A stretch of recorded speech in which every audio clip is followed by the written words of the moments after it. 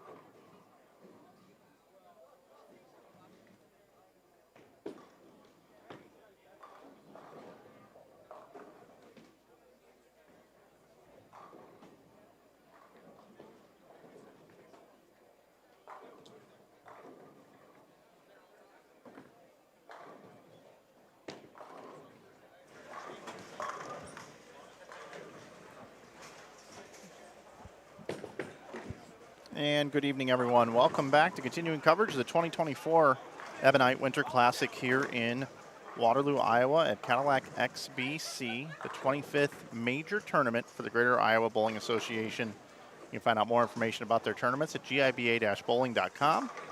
My name is Mike Flanagan, and you are watching, about the 14th year of coverage here on Inside Bowling. Since we started our YouTube channel, and we're glad you're with us here tonight for C Squad qualifying at this great event that we stream to you twice a year. As we mentioned, we are in Waterloo at Cadillac XBC for the C Squad qualifying, which means we had an A Squad and a B Squad already. 7 games were bowled by each, and there's 68 bowlers on every squad. And we're cutting down to 1 and 3, which would be 68 bowlers with 3 squads. So currently right now your tournament leader is Lucas Finley at plus 205. That's for 7 games. So if I grab my trusty calculator and I take 205 divided by 7 games, means he averaged 229.28. In second is Kenny Calkins III at plus 203. And one other player is 200 over, and that's Kyle Rosenberg at plus 201. Finley and Rosenberg are both left-handed. Calkins is right-handed. And the pattern's played very fair on both sides of the lane. We have another player. It is a plus 193. He's fourth. That's Lucas Hersrud. And as we go up and down the standings, if we take 68 total and we divide that per squad, if tonight we took 22, that would bring us to 46, would make it already. And currently right now I move my eyes down to 46 position here in the standing sheet to see what the cut number just might be. And right now that would be Anthony Mastriani at plus 38. So currently right now plus 38 would be the projected cut number. Obviously strength of squad. Third time we've stripped and re-oiled for this pattern. And just being nighttime, the lanes can always play a little bit different. Typically in the evenings at this event, you don't get a lot of players off of the last block. But we do have some pretty talented players out there tonight. I'll go over those in just a moment. But before I get too carried away, I do want to show you our oil pattern. This is the pattern that the players are contesting on this evening. It's 42 feet in length. But it plays the outside part of the lane. Normally a 42-foot pattern, you'd probably play closer to the track.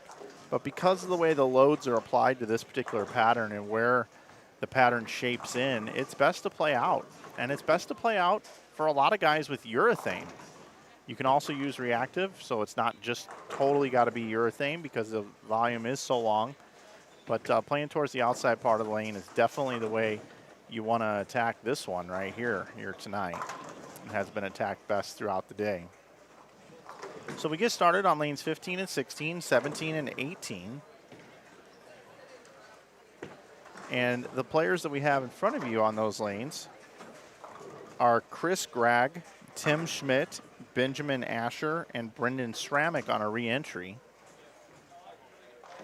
Right next door, we have Dwayne Kiltz, Mickey Conan, Jason Poley, who has won one of the 25 events here, and Bruce Rollins Jr. I'm going to shrink them down to the right-hand side of the screen and bring in 2 more pairs.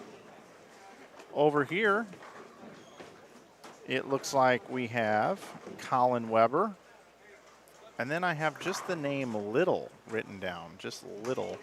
That's this gentleman right here who looks a little bit like Mitch Hupé, Chris Little.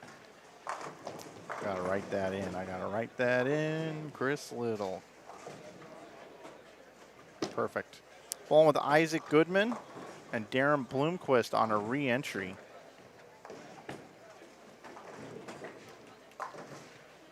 And then right next door to those guys, Alex DeFore, Ryan Glass, Caleb Johnson, and Haley Mays.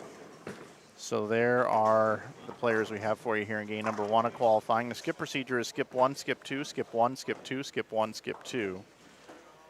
To my Lou, my darling. Let me tell you who else is in the field. We've got Mark Clubb, Braxton Cobble, Andy Aries, Tyler Harlow, Ryan Burks, Jason Miner, Trent Mitchell, U.S. Amateur champion from a couple years ago, Trent Mitchell. Steve Chutka, Mary Connolly, Dakota Solanka, Nate Stubler, who made a TV show this year already on the PBA Tour and has won this event twice, Emma Rinn, Gabe Bartlett, Josh Peveril, Keith Wright, Nathan Wright, Jared Heisdorf, Justin Lamb, Jason Craigjian is back again for another entry, David Saudo, Tom Hess is back for a re-entry, Zach Joyner, Luis Lugo, Jasmine Snell back for a re-entry. I'll skip over the pairs that I've already covered, which brings us down to 23 and 24. We have Zach Carter, Johnny Davis, Chris Wiley, Logan Williams, Brock Alderson, Landon Bauer, Lewandowski. I have Lewandowski written down here. Not sure the first name on that one. Alexis Runk is back for another entry. Corey Cavins, Robert D'Amadio, Calvin Akers, and TJ Eggleston. We also got Mike Baker, Tommy Burns, Michael Stanley, and Trey Van Wyck. Chris Fordyce, Tavon Homeler, Cam Satterley, Jackson Satterley. We also have Dalton Cook, Cody Grant, Brody Johansson, Andrew Cruz. And rounding out our field here tonight, Ed Peterson, Roger Taylor Jr., Mike McCow, and Jennifer Wittenberg. So that's our field for the evening here in Waterloo for tonight. And we've got a 4-bagger starting here for Darren Bloomquist on his second attempt to bowl this event. And that was a light 4-pin. Weird hit there.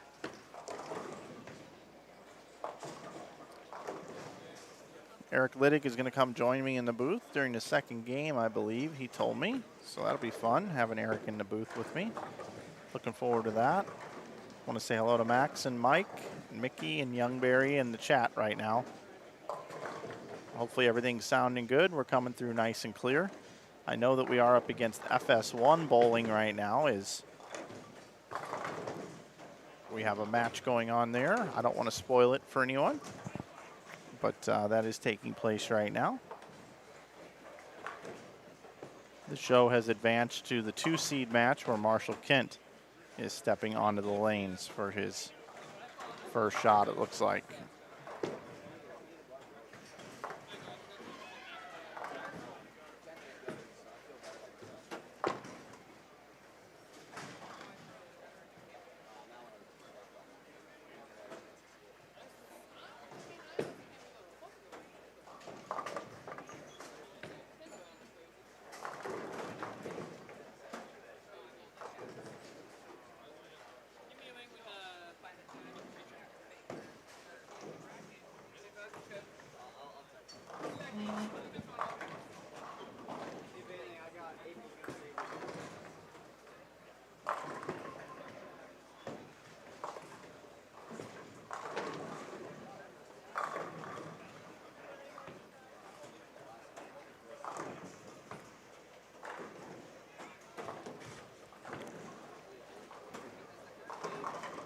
Seeing a lot of holes up there on the screen, meaning a lot of red dots, meaning splits. They get 10 minutes of practice on their pair. You kind of want to get some score right out of the gate, especially through these pairs right here through the middle of the house.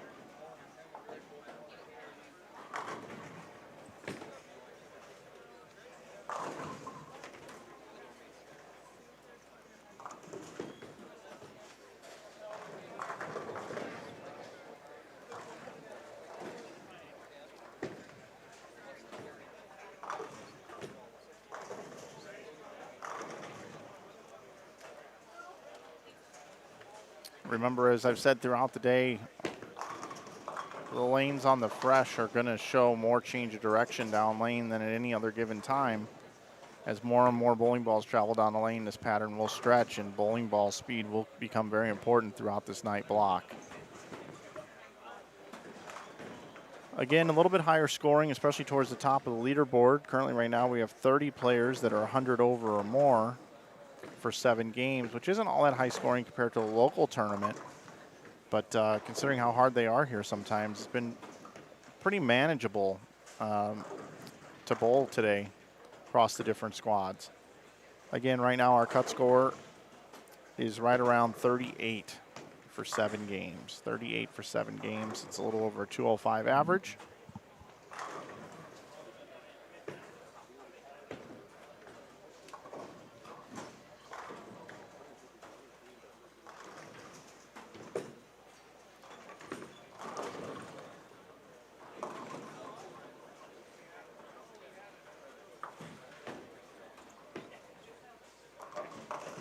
I'm going to flip back over to the other pairs. Keep an eye on the scores. As you can see, a lot of holes up there, a lot of misses, a lot of splits.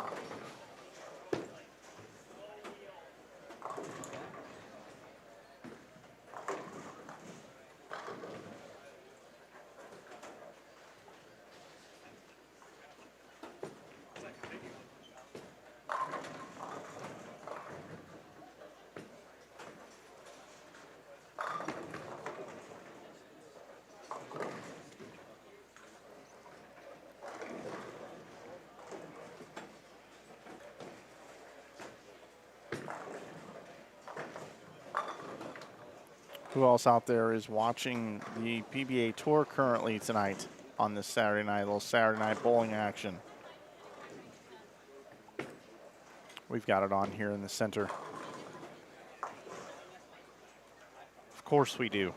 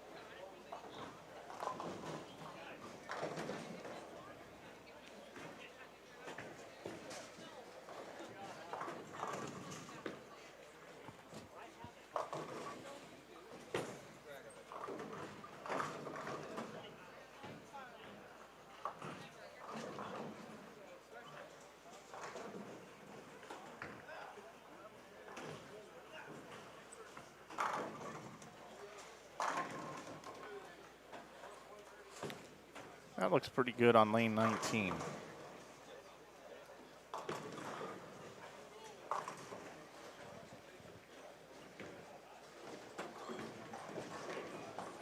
See Tom Hess off to the left side of your screen there. Just 3, 4, 6, 7. But that was on a open and in 4-bagger. Mr. Kiltz just missed the 4-7, completely flagged it. Rough start for some of these bowlers here. These scores are so low through these couple pairs. I'm gonna be kind and move off of them and go over to these pairs where the scores are a bit higher. There's a fortunate break on the Brooklyn.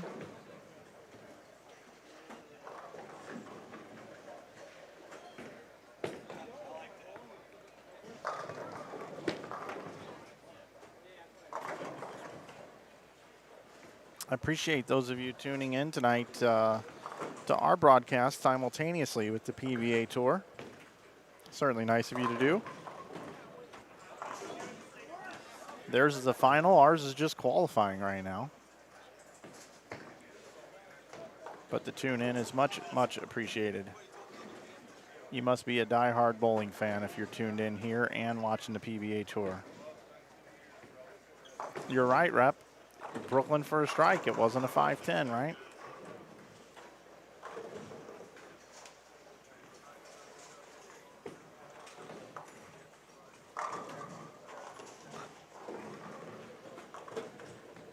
By the way, that coach I was talking about, it wouldn't be a shocker if I told you.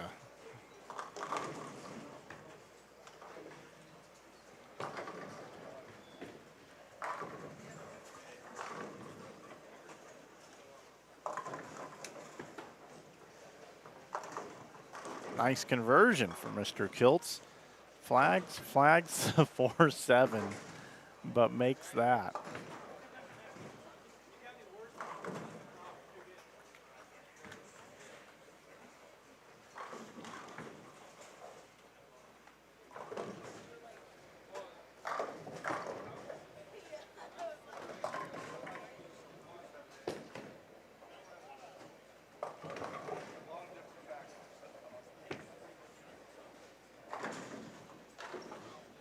Jason Poley now misses a spare. Obviously it was a split, but he's not in great shape. Best he can do is 190.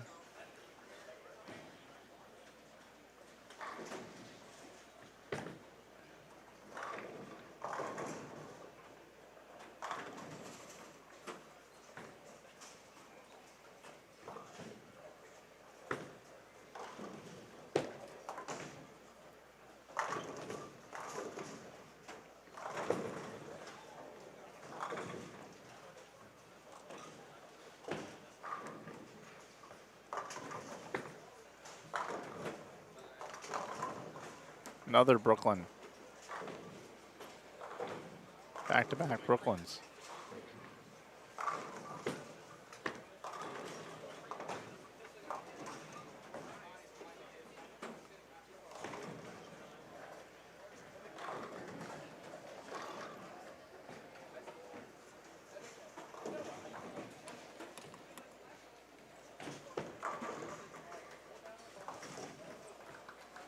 Oh, is that going to hook? Nope. Completely gave up on it. How about that one? That one going to hook? Oh, yeah. That one hooked nicely in the Van Halen jersey.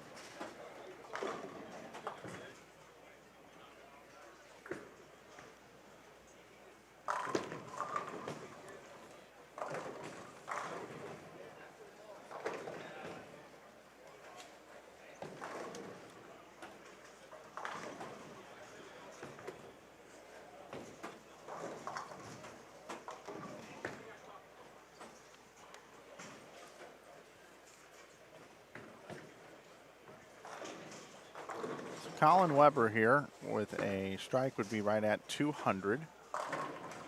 Chris Little can bowl 193.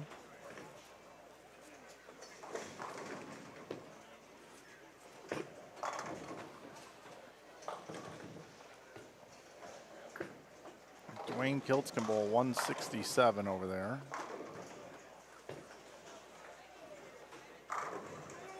Darren Bloomquist can bowl 220.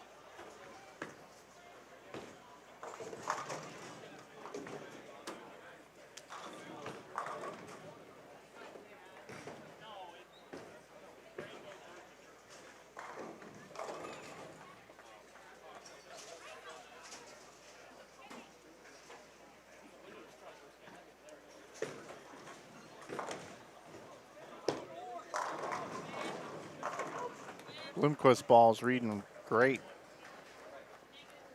When he makes a good shot, it's a no-doubter.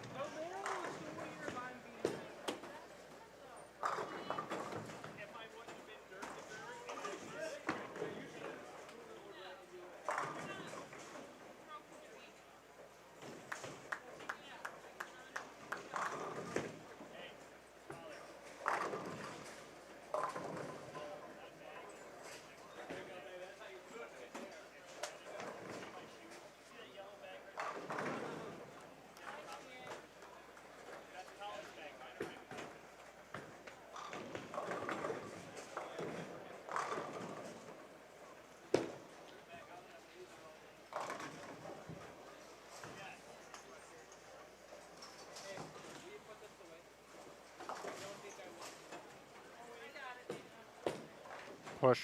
It did.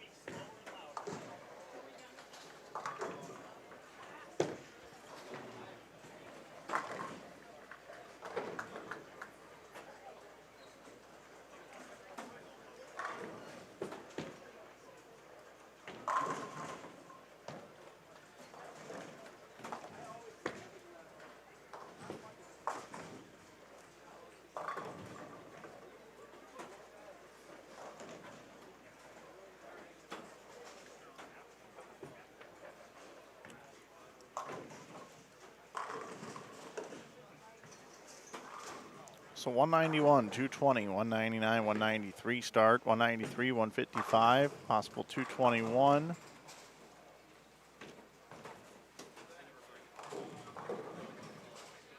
Alex Dufour can get to 221 and only gets one. That is hard to do, especially with a little bit of rotation on that ball. We will get out of there and head over to lanes 15 through 18 for the conclusion of this game.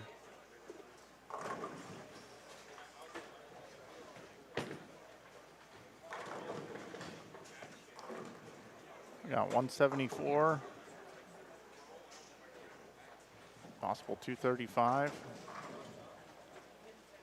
186. Jason Poley doubles in the 10th.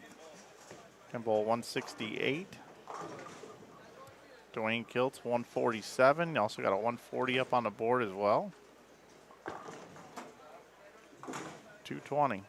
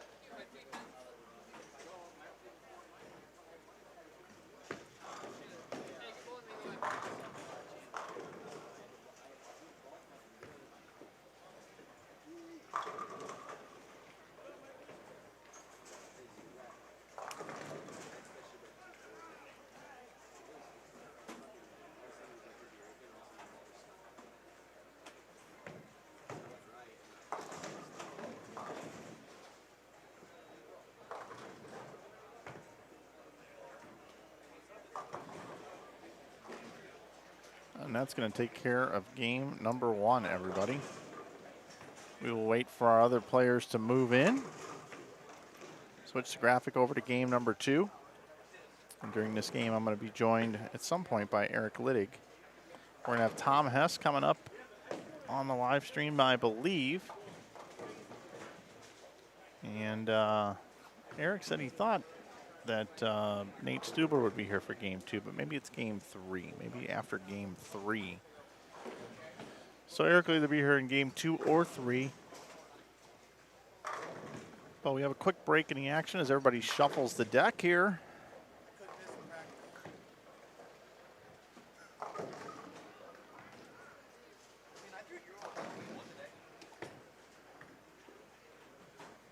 And I'll be right back in just a second.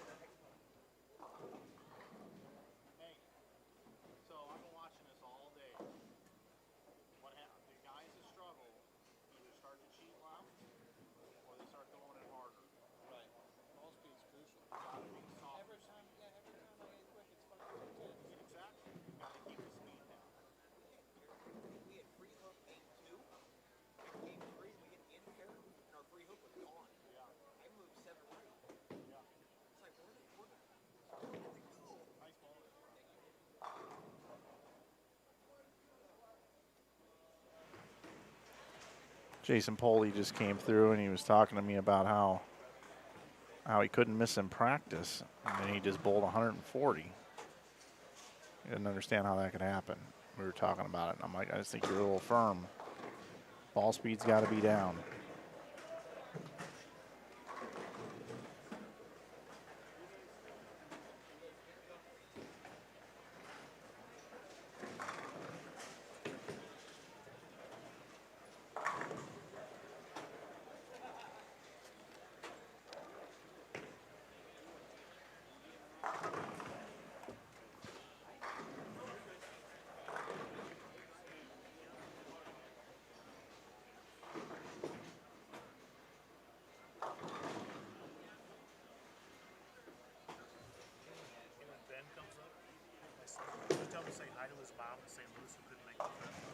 Yeah. What's her name? What's her name? Debbie. Okay. Thank you. Appreciate it. Yeah, he's real nervous. Never done this before. Thanks a lot.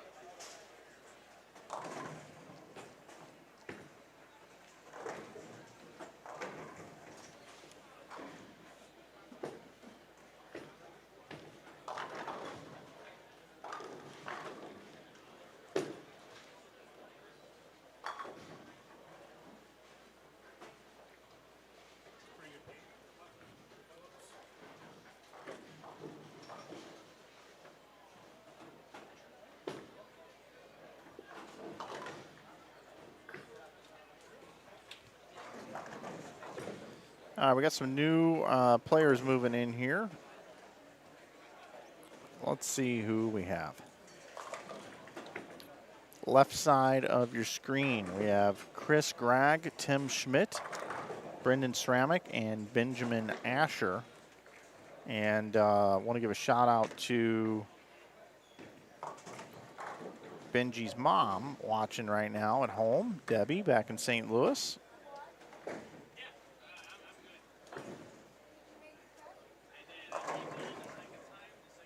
How you doing tonight, Debbie? Thanks for tuning in and watching your son bowl tonight.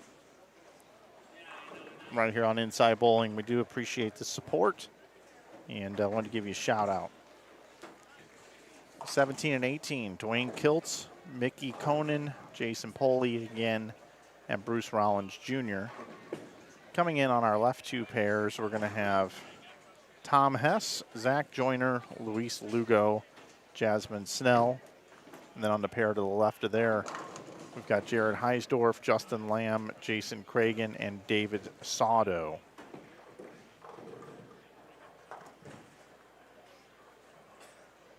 Those players are just moving in and starting the bowl. That's what we have for you here in game number 2.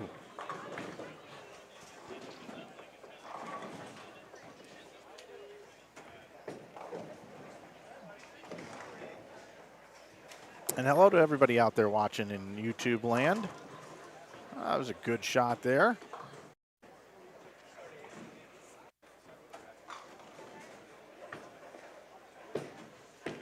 By Mr. Asher.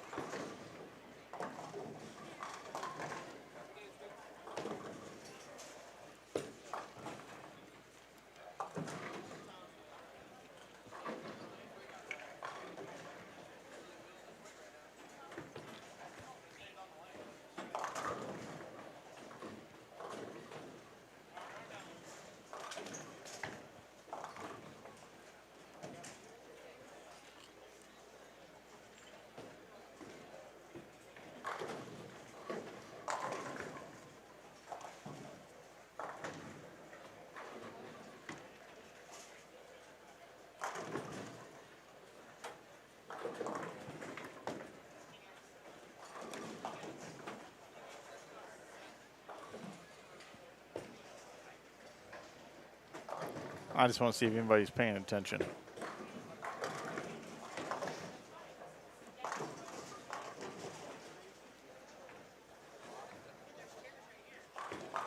All right, Ben, how about a double after picking the baby split? What do you say? Hook, hook, hook, hook.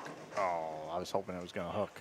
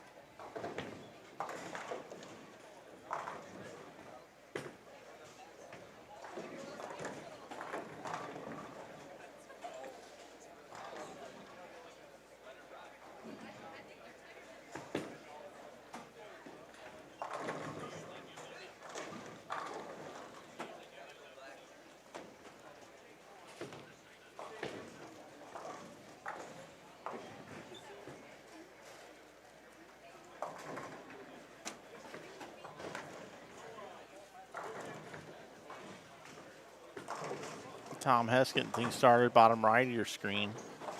And that ball just hydroplaned and pushed and pushed and pushed.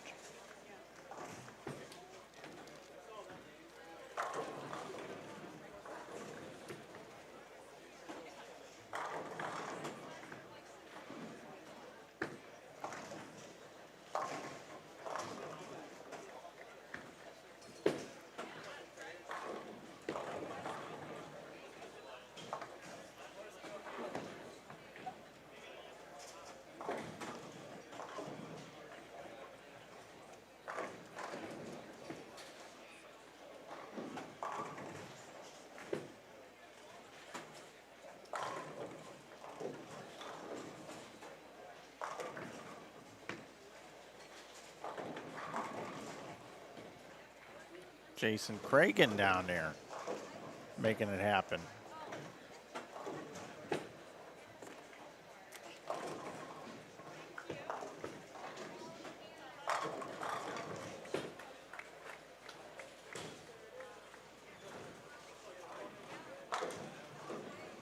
I am going to invert the pairs.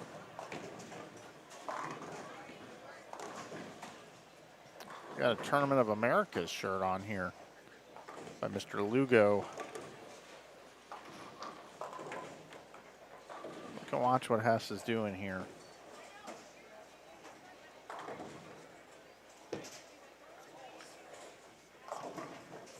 That ball is just not hooking enough. He needs something that hooks more,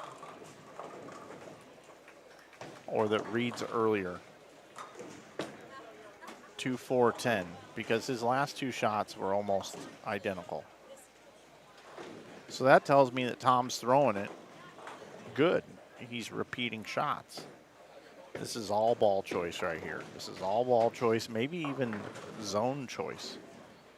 You know, do you inch your feet 2 boards to the right? Or do you make a ball change?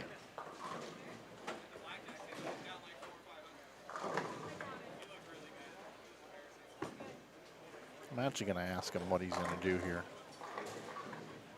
I'm going to ask him what the move is on the next lane.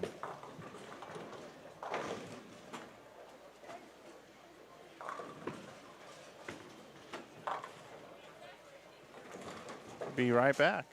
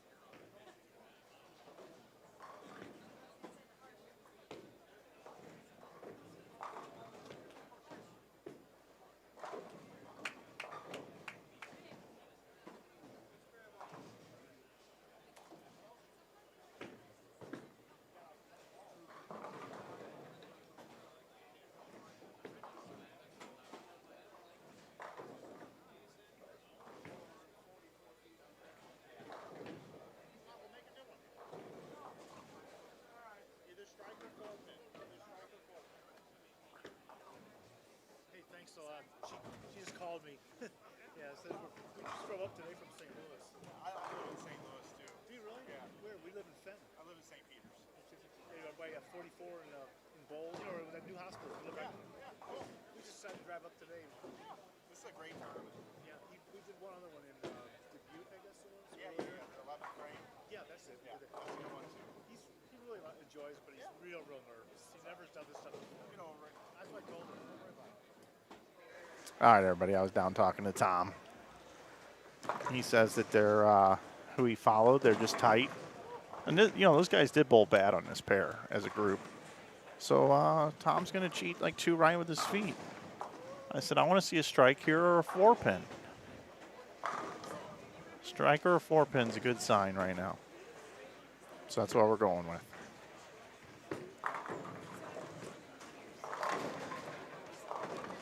He's got a lot of his bowling balls are on the PBA truck.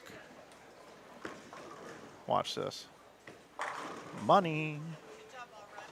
Money. Money.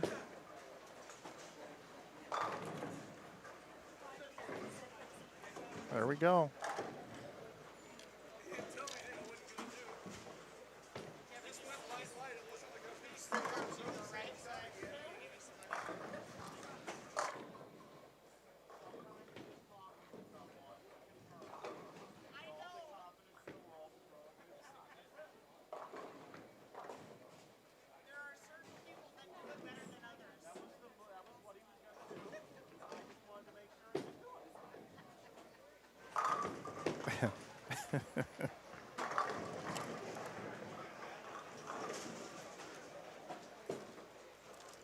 We do have fun here. Let's talk about Hess for a second. Man, what a great guy. What a great friend he has been. He has supported Inside Bowling since day one. He didn't have to. We were strangers, for crying out loud, but he supported it. Had a good feeling about me. And even though he whines once in a while, I'll let that just slide. But no, he's fantastic. And he's just been a good friend. And I can't believe nobody in the industry has picked this guy up to be a salesman for a ball company. I mean, I really can't. I believe everybody reinvents themselves every 5 years. I'm embarrassed to listen to some of my live streaming work that's on the internet from 5-10 years ago. It's embarrassing, and I'll be embarrassed to listen to a version of myself right now in 5 years, hopefully, if I'm still doing this. So it's just one of those things about the maturation process. But Tom Hess is the best version of himself he's ever been. People forget that he quit drinking cold turkey. I think it's been over 20 years now. I should know his sobriety date and how long it's been. We're that good of friends, but forgive me, I don't know it. But, I mean, when he puts his mind to something, he can do it.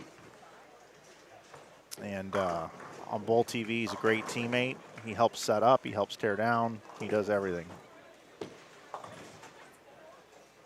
And now he knows how to strike again. He's taken off the sheet.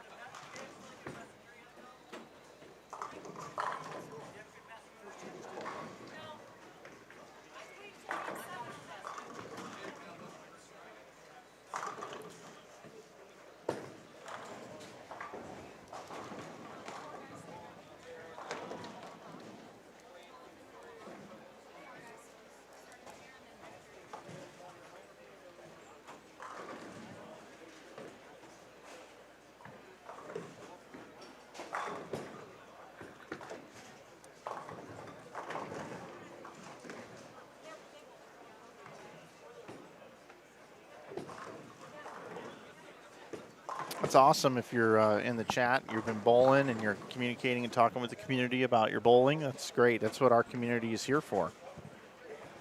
I love talking bowling in the chat room. Any questions you have, throw them out to the other folks in the chat, or I'll be more than happy to answer them for you as well.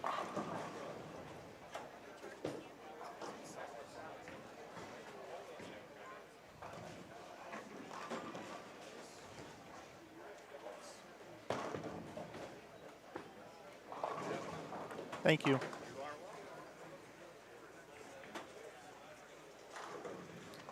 Now I got my lane pairing sheets. I know who everybody is.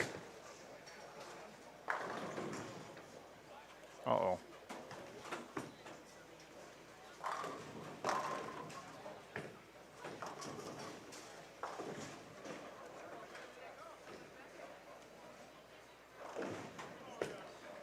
Tim Schmidt has strike spare 4-bagger on lane 19.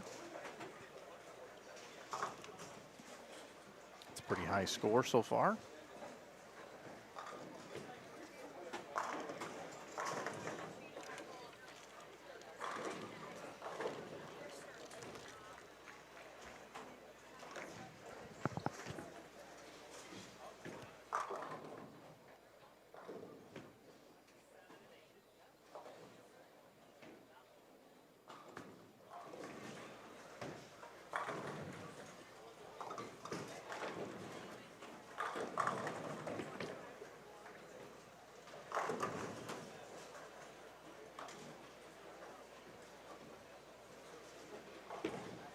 Oh, that's in.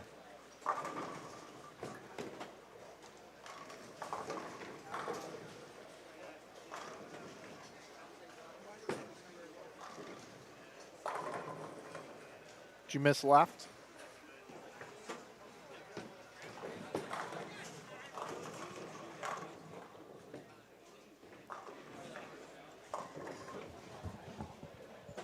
Hey, Tom.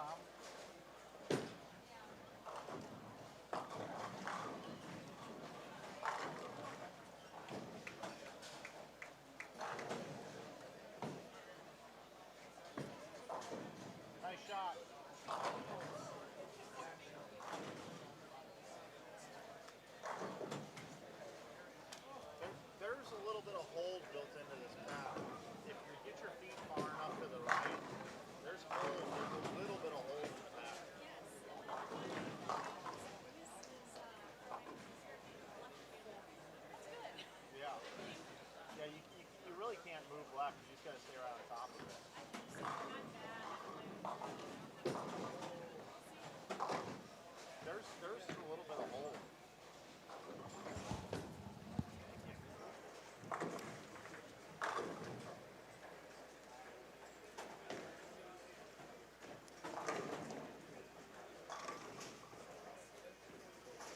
Watching the PBA right now without giving anything away.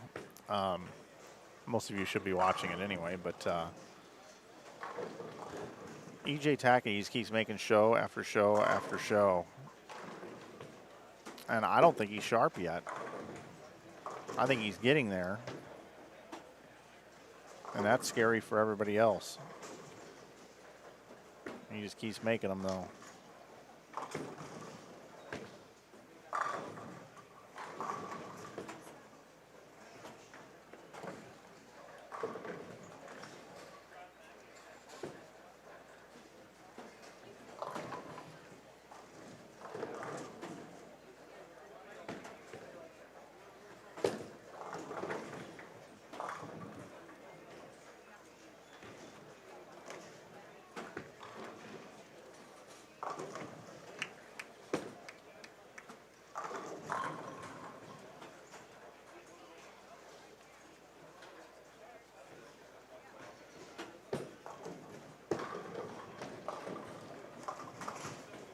Something up with that left lane on the show.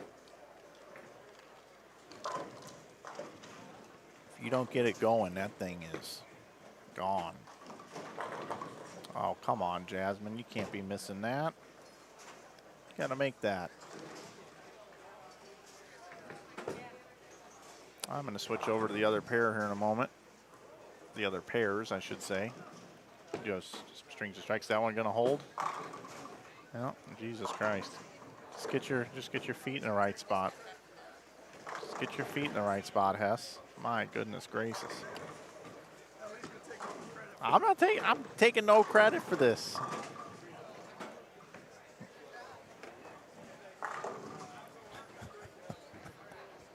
All right, I got scores, everybody, after game one. The the guy on the thumbnail, Nate Stubler, is leading.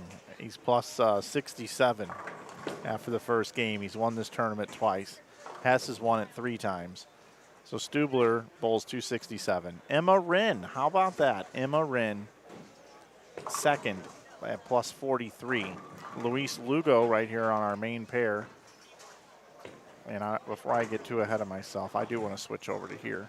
So we got some strikes going on here. Brendan Stramick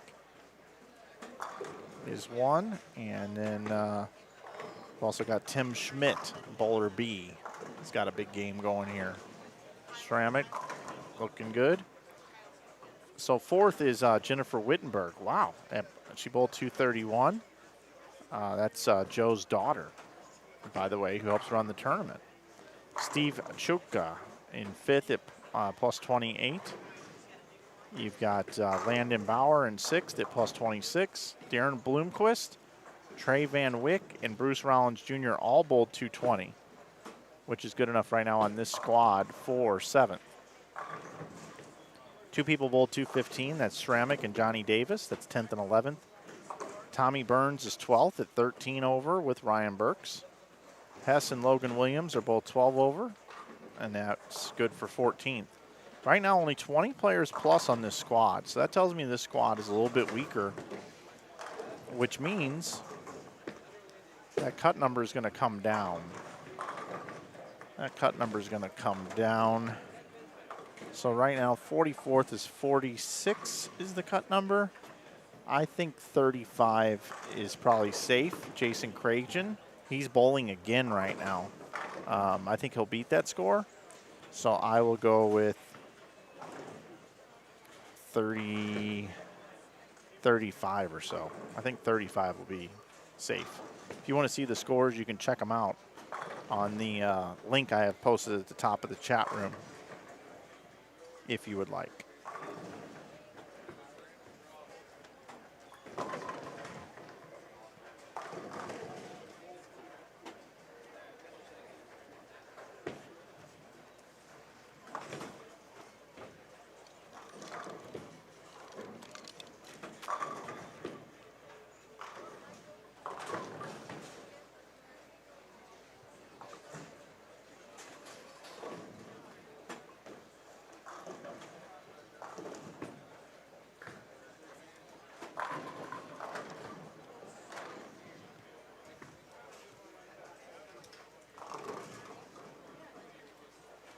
238, 231 over here on the left two lanes.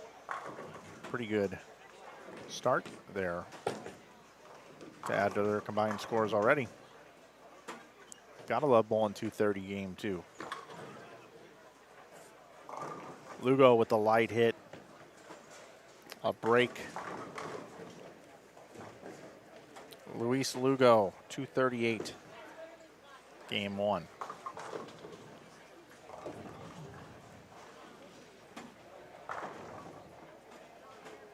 Got a lot of people moving in this bowling center back here on the concourse.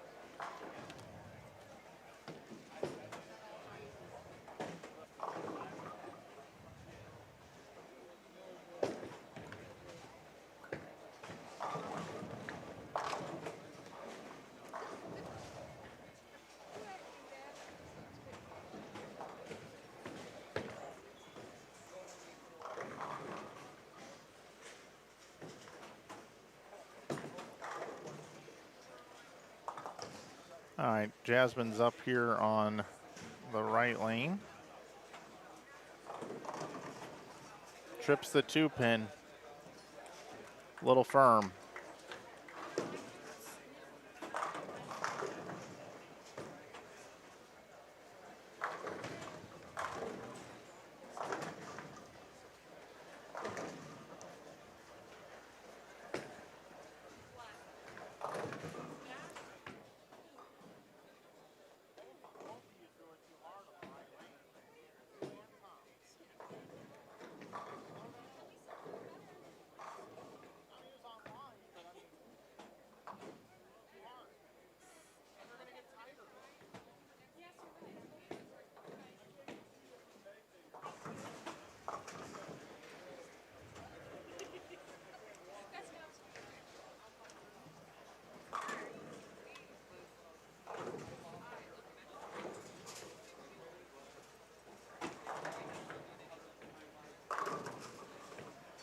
Dwayne Kiltz, this is a nice comeback game for him after bowling 140 the first game.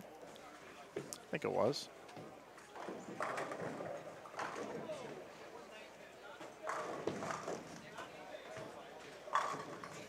Dwayne Kiltz. Yep, 147 the first game.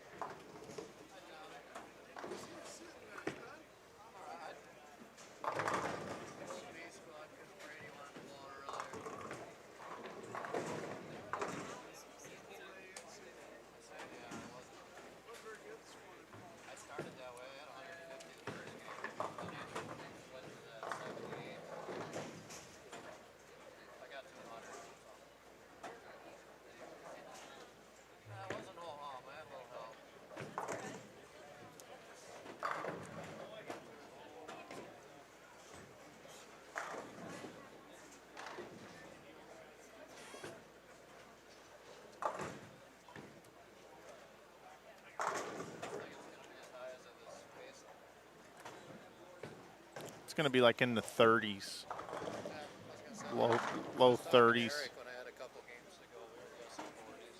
Yeah, and it might even go down from there. Joining me here in the booth now for a little bit is going to be Eric Littig. Hello, Eric. Howdy. It's great to have you here, bud. Thank you. They were actually asking for you earlier. They must be desperate. Yep, they are very desperate for you. We got a few things going on here. I'm not spoiling the results of the PBA Tour in case people are watching this and are recording that. So we're not going to talk about what's happening in this match on television. I was kind of paying attention to it, yeah. Okay. That's crazy what just happened there. I saw it, yeah. So we got that going on. The second thing is we're in the third qualifying squad of this event here, where the scoring pace is much higher than we normally see from Joe's tournaments. More about that in a minute. The other thing is this pattern, despite being 42 feet in length, is actually playing out It's Which- playing like a short pattern. which I actually thought it would when I looked at the graph. When we saw, yeah, you wouldn't think that until you looked at the graph, and you know. And then people bowled on it. We had the benefit of being here for the practice session last night. You so can we knew move it your was gonna- mic up just a hair. Oh, sorry, Mike. Yeah, no, Yeah. you're good. I think you're finally Yeah. situated Yes. there. Okay.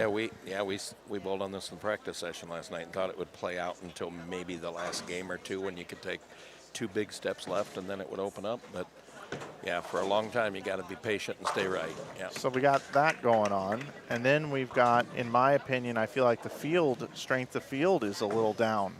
Overall, there's some of the top names that aren't here, but it's still an incredible field like always. But I get what you're saying. Yeah, it's a bit of a different feel. It always you is know, at these events, but a few yeah. of the big names just aren't here. Yeah. Oh, Lugo there with a run over the Stone rack 7. Yep. Then the other thing is, I feel like we're seeing urethane balls are working extremely well, especially the purple hammer. Yep. And we're seeing both left-handers and right-handers have success. Yeah. But our leader is left-handed and didn't use urethane mostly. He used reactive. Yep. So that's kind of my big takeaways Yeah. for right now, just to kind of just get us jump started here. So I don't know what direction you want to go in or what you want to talk about, but that's what I see from this event right now. Yeah, I mean, we talk about scores being a little higher because we've seen, I remember several years ago the cut being 79 under in this, and it's not unusual to see a 20 or 30 undercut, but we're looking at a 30 or a 40. Might dip into the 20s, but a 30 or a 40 cut for here, you know, and like you said, that's a little higher than what we're used to seeing here. But they give you, this pattern gave you some options. People were throwing urethane, it looked good, but you didn't have to. There was good reaction out there if you threw reactive too. It wasn't mandatory to throw urethane, and a lot of times when people have success with urethane, it's kind of what everybody's throwing. Yep. Because it's a shorter pattern, but because it's 42 feet and 31 mils, you didn't have to throw urethane. And you didn't have to necessarily be totally on top of it either. You could be in a little bit. Yep, I do feel like the best look though is up the lane, built-in angle. Do not go away from it. Right. Whether you threw urethane or whether you threw reactive, you wanted to be parallel with the lane. You did not want to go away from it. Exactly. That's when bucket big 4 came into play. Yep. Straight out of your hand. Let the lane hook it for you, So like Tom just did. Yeah. So Hess came over here and was just throwing his medium to high ball speed, right? Well, high ball speed for me, but his medium high.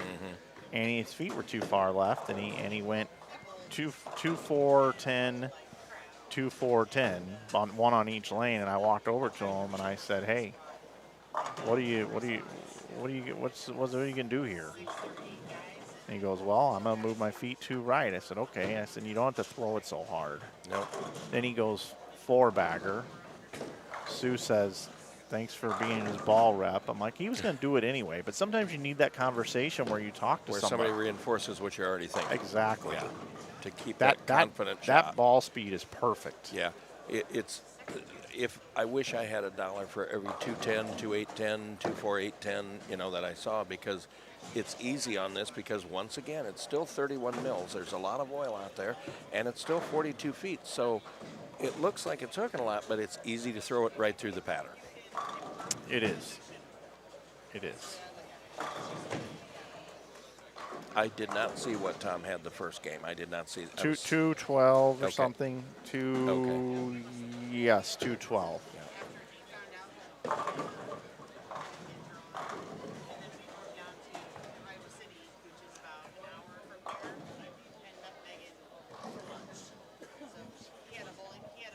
That ball speed, that softer speed you did the last few shots, and you have missed right.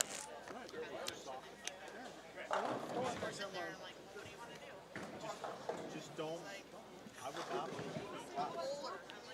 I would not move your feet left. If they're just going to get tighter and tighter down lane. You laugh at. You might even need to incorporate a little loft if they start hooking early. I've already got plenty of lost. Might need a little loft. Good finish, Tom.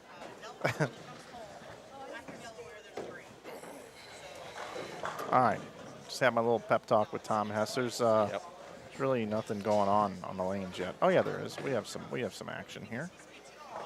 That means it's game 3 Mike, now. there's always action out there. There is. There is. How's it sound in your ear? Is it too loud or too soft? It's fine. It's good? Okay. Just wanted to make sure. Yep. So those that don't know Eric, he's how long have you been a college coach now? 14 years. 11 at St. Ambrose. I've been coaching for 34 years, but 11 years at Ambrose. Yep. 11 years already. It's unbelievable. I don't know where that time goes, but yeah, 11 years. That's great. How's the squad this year? We've bowled really good in stretches, and we've struggled in stretches, but I've got 5 freshmen on my varsity team this year. So, there's going to be growing pains when you've got a young team, which is why we're a little, inconsistent. But I can't complain about finishing the regular season ranked 6th in the country. I can't complain, especially with 5 freshmen on the team. Yep. We struggle at the Hoosier. We finished 16th at the Hoosier. Well, with a young team you're going to. Well, we were in 38th with 1 game to go on Saturday and fought our way to 16th. Great comeback. So, yeah, I always say that's we may not be the best team physically or mentally, but I consider us as good as any team in regards to resilience and, character and that's important. You got to fight to the finish in any tournament you're ever going to bowl. Absolutely. Because once you stop fighting, the learning stops. That's right. I got a funny question for you. This is just a completely funny question for you, Eric. Yep. If I decided that I was going to just completely redo everything, and I was going to go to school, and I wanted to bowl, and if I went to St. Ambrose, I'd put my retirement papers in tomorrow morning. No, I'm just no, kidding you, Mike. I don't want. No, not to Just coach, to bowl. No, that's what I'm saying. Yeah. Do you think I could? Do you think with some work, I could be like a 6-man? You think I could be a 6-man on the team? I can't answer that because I haven't seen you bowl in many years. I don't know how much you bowl anymore. My guess is not a lot because you travel No, I so don't. much. I don't. Yeah. But you mean if you didn't do, hypothetically speaking, if you didn't do any of this, if you just dedicated yourself to bowling? Well, and classes, yeah. Well, That was it. classes is most Yeah. most important. Yeah. Yeah, because I would love to be. I'd come travel on your team. I don't even have to bowl.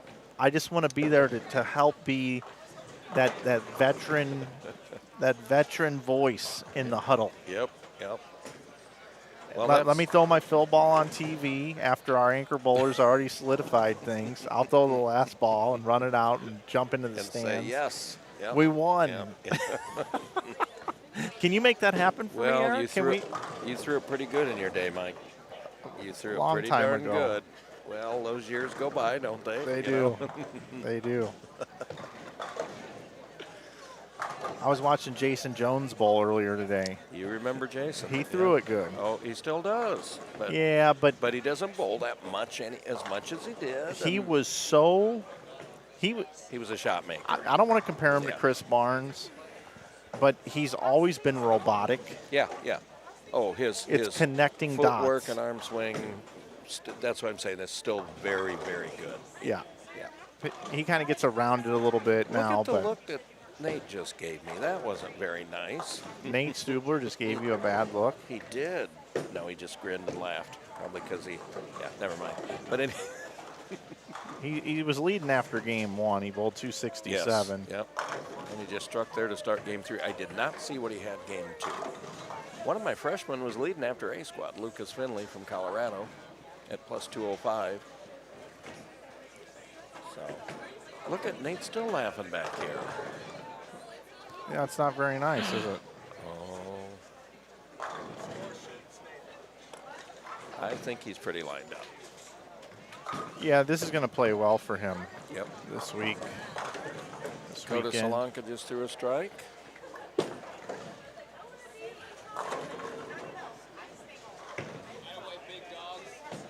Trent Mitchell bowling now on lane 15. A couple years ago, he won the U.S. Amateur. He did. He beat Nate Stubler in the championship match. Was that what it was? Yep. Yep. Nate goes on, makes a TV show, and now he thinks he can just heckle you. And the sad thing is, he's right. He can. Yeah, that's a good point. I just wanna show you something here. Oh, you can go ahead while I'm getting this I ready. was just going to say, these two young ladies here, Emma Wren and Mary Keneally, both throw the ball exceptionally. Yeah, I just wanted to show you. And as soon as I say that, one goes white. Well, she almost. I want to show you how smart I am. Look at this thumbnail. already know Look that, at this Mike. thumbnail. That's what I put on the thumbnail is Nate Stubler. Yeah, I just saw that. Wasn't too hard to. Well, he's on Z Squad, so yeah. Yeah. You had somebody else on there on A Squad, didn't No, you? it's Nate the whole Oh, time. Nate was there? Yeah, I didn't- but I just okay. thought it was cool that I try to have the thumbnail predict the winner. Well, you know what's funny is, this tournament, the September one and the February one, and then the 11th frame Yeah. in August. Those are your three of your major events in the Midwest throughout the year. Most bowlers, very good bowlers, a lot of them never win one of these in their career. Nate's won 2 11th frames and 2 of these. Yep. So I can see why he was one of your picks to be on there. And he's been bowling well. He just got a check at the PBA stop in Indiana this week. He made the TV show 4 weeks ago, I think it was. Dakota Solanka, who also bowled for me, he graduated 2 years ago. Left a 9-pin there.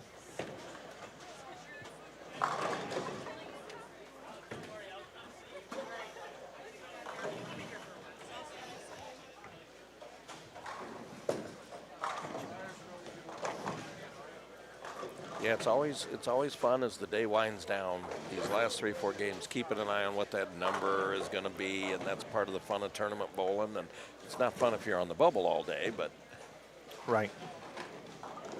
and there's always a bubble, regardless what score that is. Another strike by Nate Stubler. Yep. He just keeps striking. I don't know what he had last game. You're number 1, by the way. If you need to ever go down. I'll slide it down. There's no volume in here. Yeah, right there, so you can't hear you say anything. Nate. Nate.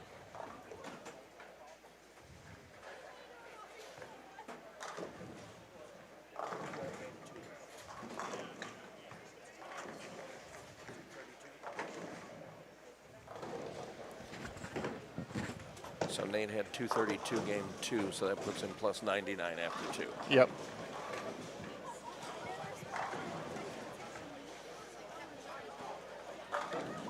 I didn't know he had a fan club too.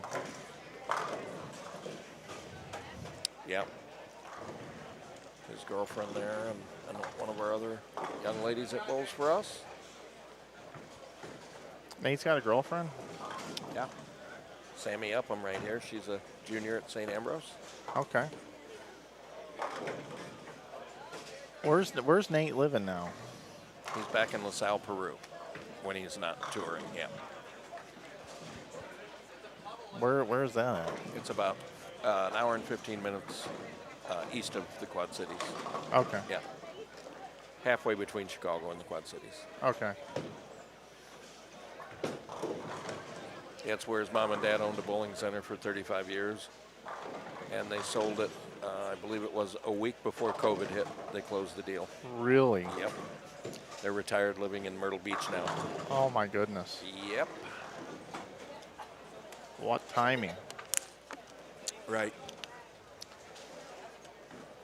And I'm sure, I bet Cindy and Bob are watching tonight.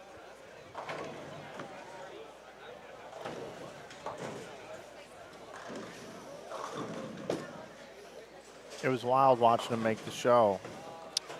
You know, I was so upset because we bowled a tournament that weekend in Chicago. That was the Kegel, and it was 30 below and the blizzard, and some of the roads were closed. I desperately, right up literally until midnight on Sunday, I was trying to get to Wichita, and I'm like, I can't drive because, you know, if the car breaks down, you're going to freeze to death. Yeah. And some of the roads closed down there, I heard, and no flights came back, you know, until Thursday, and I had a signing I had to go to on Thursday afternoon.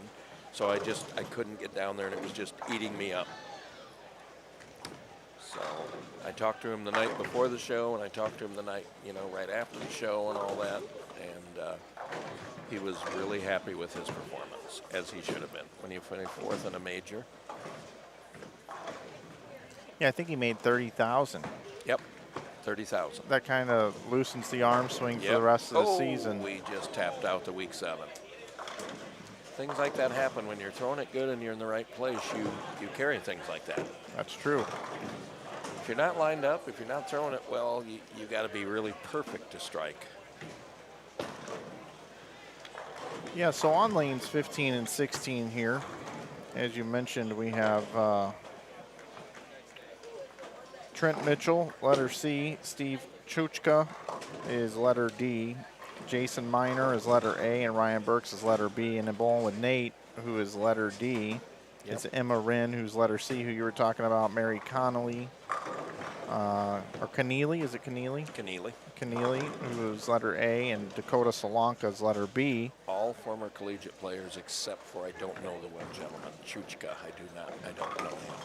But the others are all former collegiate players. And then on 19 and 20, looks like we have Keith Wright with Nathan Wright, Josh Peverell, and Gabe Bartlett, who manages Maple, right? Or is involved in Maple? He runs Pro Shop, or Yeah, helps with the Pro Shop over there. Got it. Yeah. And then over on 21 and 22, we have David Saudo, Jason Cragen on his second entry, Justin Lamb, and Jared Heisdorf. And I still think Jason's going to get in off his first entry. Yeah, so He's at 35. yeah, and I think that's the number. I do too. That's Yeah. why I wrote it down here. Yep. That's the number we're playing with, and right now there's an 11-pin gap between that 35 and 24, and it may fall in there somewhere. Yeah, that's what I told the audience a little while ago. By the way, Tom Hess now has spare triple. Yeah, you don't want to give him a second chance very often. No. He's good enough and smart enough to say, okay, I can figure this out. Looked like he moved further right. He'll probably be the first to tell you he didn't bowl all that great this morning. You know? So, like I said, you give him a second chance to figure things out and look out. Well, he's bowling with his B arsenal. His A arsenal's on the PBA truck. Yep. And that's And kind that's of a massive deal. it there. is. Yeah. It really is. He doesn't have his gems with him. I mean, there's a lot of things he doesn't have with him. Yep. Yep.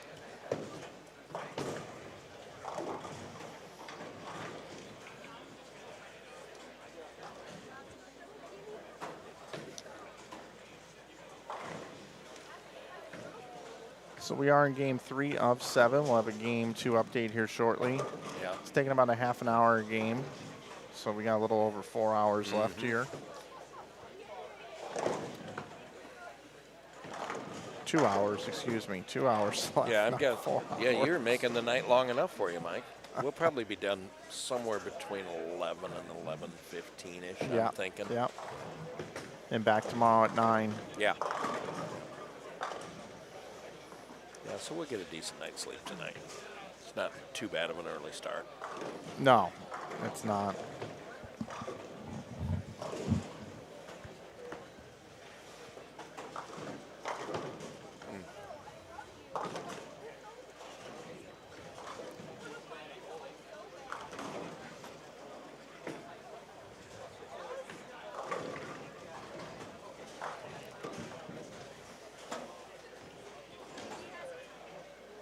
This format has just been so solidified for so long, it's hard to really make any changes. No.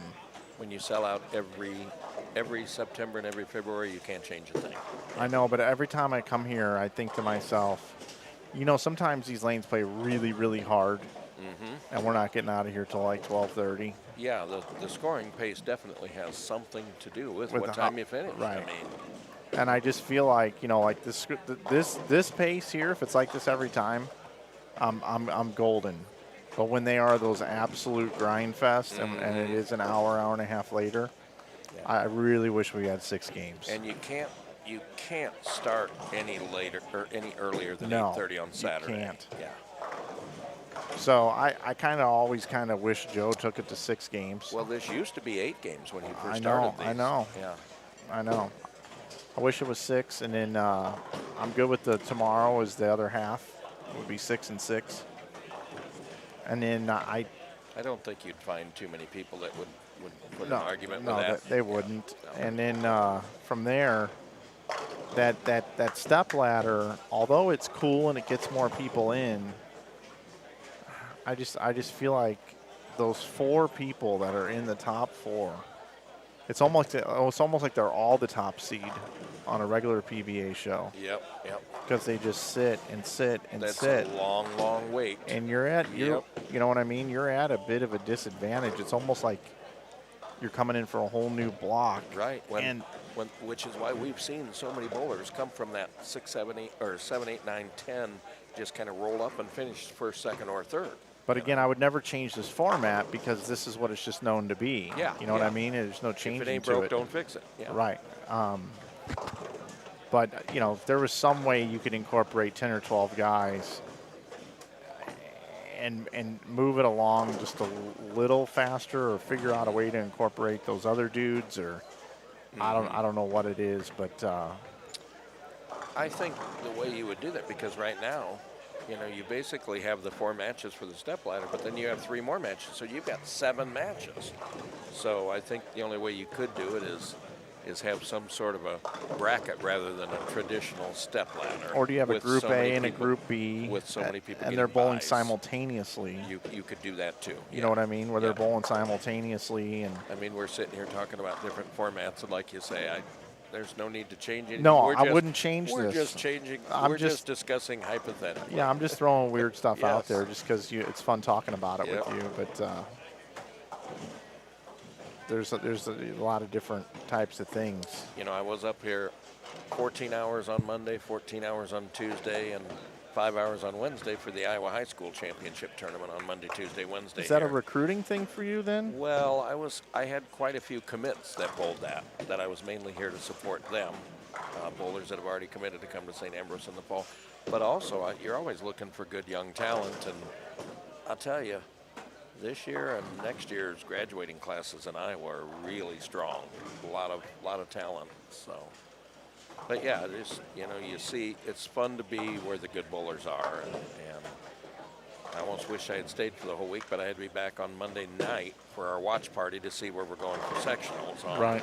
Bowl TV. So going back to Dallas, we haven't been there since 2017. That's kind of where I thought we'd be assigned, and it is. So Stubler hasn't missed. Yeah. He's got the front 5. Yep, with $4.99 going in to this game. And that was the end of that. Right when I talked about it. Yeah, he got that ball going a little left a little early, and it picked up, and he knew it. It's almost like he helped it. Yeah.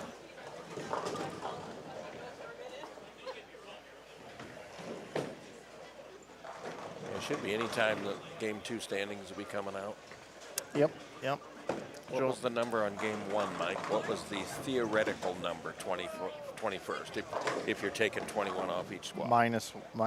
Well, isn't he bringing back 68? 64. He's paying 68, but he's cutting to 64. Oh, he is only cutting Yeah. to 64. Yeah. Oh, okay. So he's going to keep the 2 end pairs open tomorrow. Okay.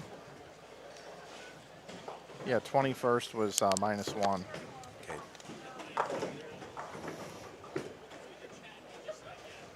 Which this afternoon on B squad after Game 1 it was +5, so pretty close there. Hey, Bug Kroll is in the chat. What's up, Bug? How you doing, man? Good luck on your vote, on your fan vote. To make it into All-Star Weekend. You want to talk about a kid who's really elevated his game, Bug Kroll. He throws the ball nice, I'm telling you. Yep. What's so funny is I talked about this earlier, and I told Boog this to his face, but if you go back and watch the 2015 IB Open B squad, if you go back and watch the first 30 minutes of that, there is an incredible amount of guys that are doing it now. Like Simonson's on there I was at just gonna 18 say, no. years old. And I called him elite like 5 times. I go, this kid's elite. And Boog Kroll is, we're switching the cameras, and Boog Kroll is striking on there. And I don't even say anything about him, I don't think. I didn't listen to the whole deal, but I didn't even know who Boog really was back then. And I noticed Simonson, but to watch Boog from 2015 at the IB Open to now is pretty wild. He was in the stepladder this past August in the 11th frame, I believe, when Dakota ran the ladder. Yeah, and he threw 31 in a row on the national tour in Wichita last year, and he was 6th at the U.S. Open. He's coming around. Oh my gosh! 31 is 6 more than I've ever had in a row. That's unbelievable. 31 in a row, and I wasn't. I threw mine on house. I didn't throw mine on that stuff. So after 2 games, Stubler leads at plus 99. Steve Chuchka is second at plus 85. Darren Bloomquist is third at plus 65. Jackson Satterlee is fourth at plus 63. Chris Wiley is fifth at plus 61. Nathan Wright is sixth at plus 58. Tommy Burns seventh at plus 55. Ceramic is eighth at plus 46. Isaac Goodman ninth at plus 35. Ryan Burks 10th at plus 33. There are 19 players plus on the squad. And this is an interesting leaderboard, too, because there are 5 players that are in the race for Greater Iowa Player of the Year. 2 of them are Brendan Ceramic, who's in 8th, and Darren Bloomquist, who's in 3rd, both on re-entries. That's why those 2 had to put their name in the drawing to re-enter, because they're not only fighting here, they're fighting for the Player of the Year and the paid master spot that goes with Player of the Year award. In Interesting. Iowa, so. And Dakota Solanka here, Dakota won the 11th frame, he won the doubles, and he finished second in one of the other tournaments. He's had a phenomenal year, and he's in the running here, and he's right here on the live stream pair of this game. And he's off to a little, not quite as quick of a start. He's minus 39 after 2. In this game, he's 107 through 5,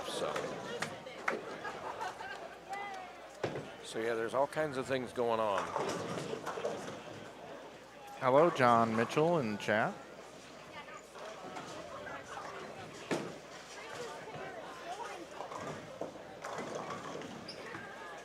Speaking of Mitchells, Trent Mitchell impresses me so much.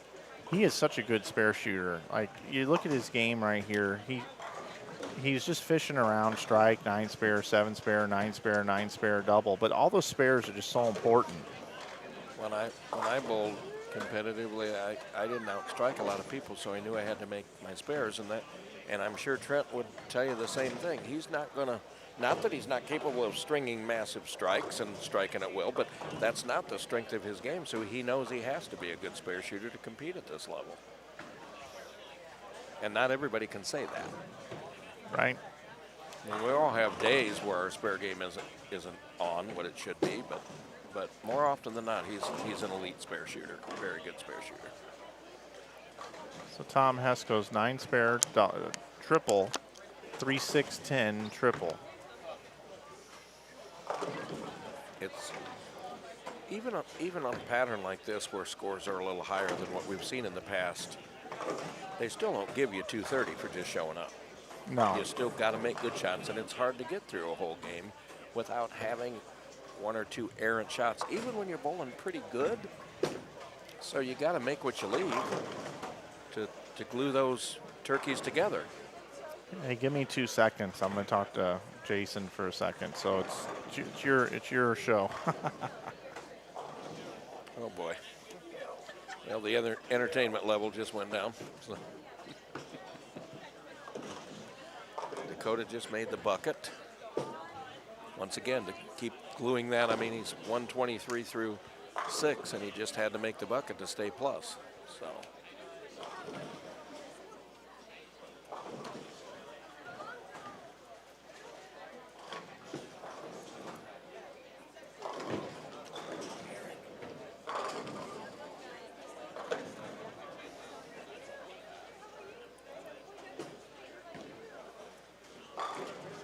Stubler trying to get the strike train going back again. There's a good shot. So he's thrown 7 shots and 6 of them are good. That's why he's leading the squad right now.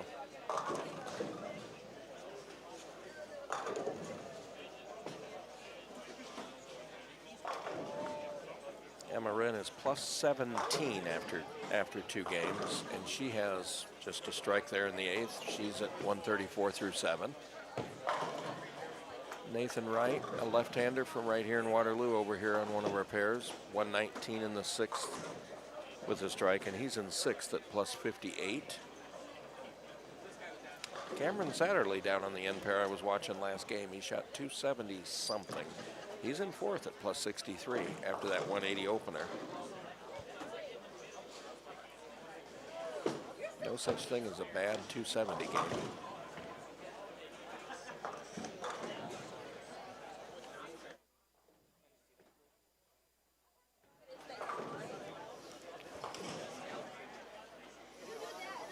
As soon as I knew that was going to happen, I didn't see him miss it, but we were talking about Trent Mitchell being a great spare shooter, and he went 8-1 in the 8th. He chopped it. That's the kiss of death.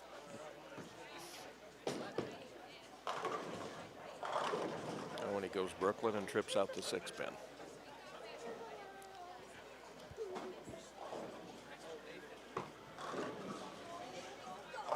Stubler leaves a bucket there.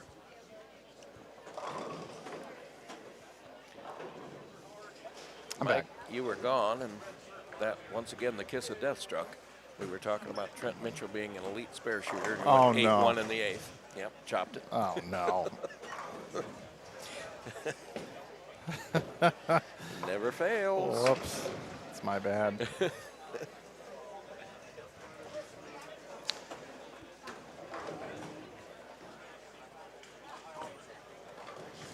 If you look up and down the house, and I saw this all day, there's a lot of red circles, a lot of splits. Once again, easy to leave a light split or a high split. Nate's made that bucket both times he's left it today. Even though he just made it, it didn't look like he threw it where he wanted to. No, he got it right. Yeah. He smiled because he knew he got away with it. But that's why you throw it. That's true. Throw at it that way.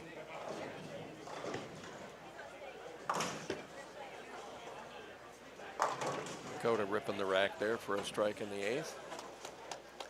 I'm impressed with the left-hander here on 19 and 20. He'll be up in a minute. That's Nathan Wright. He won 2 or 3 of our Greater Iowa Scholarship tournaments maybe 10 years ago. He doesn't. You know, he bowls up here in Waterloo. Troop. Yeah, he bowls up here in Waterloo.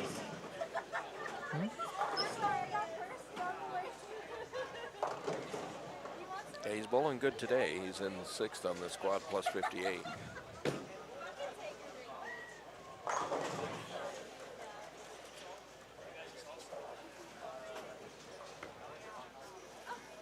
Physically, it's hard to throw it better than Emma does. Great arm swing, Yep. Posts everything, balance is good. She's done that for a long time. I think I say this every time you get in the booth, but I am shocked that PWBA bowlers that are within a state away don't come and bowl this. Yeah, we've talked about that. I just Yeah, feel like it's yeah. just. You know, today, this tournament, as of Wednesday, had 14 ladies signed up.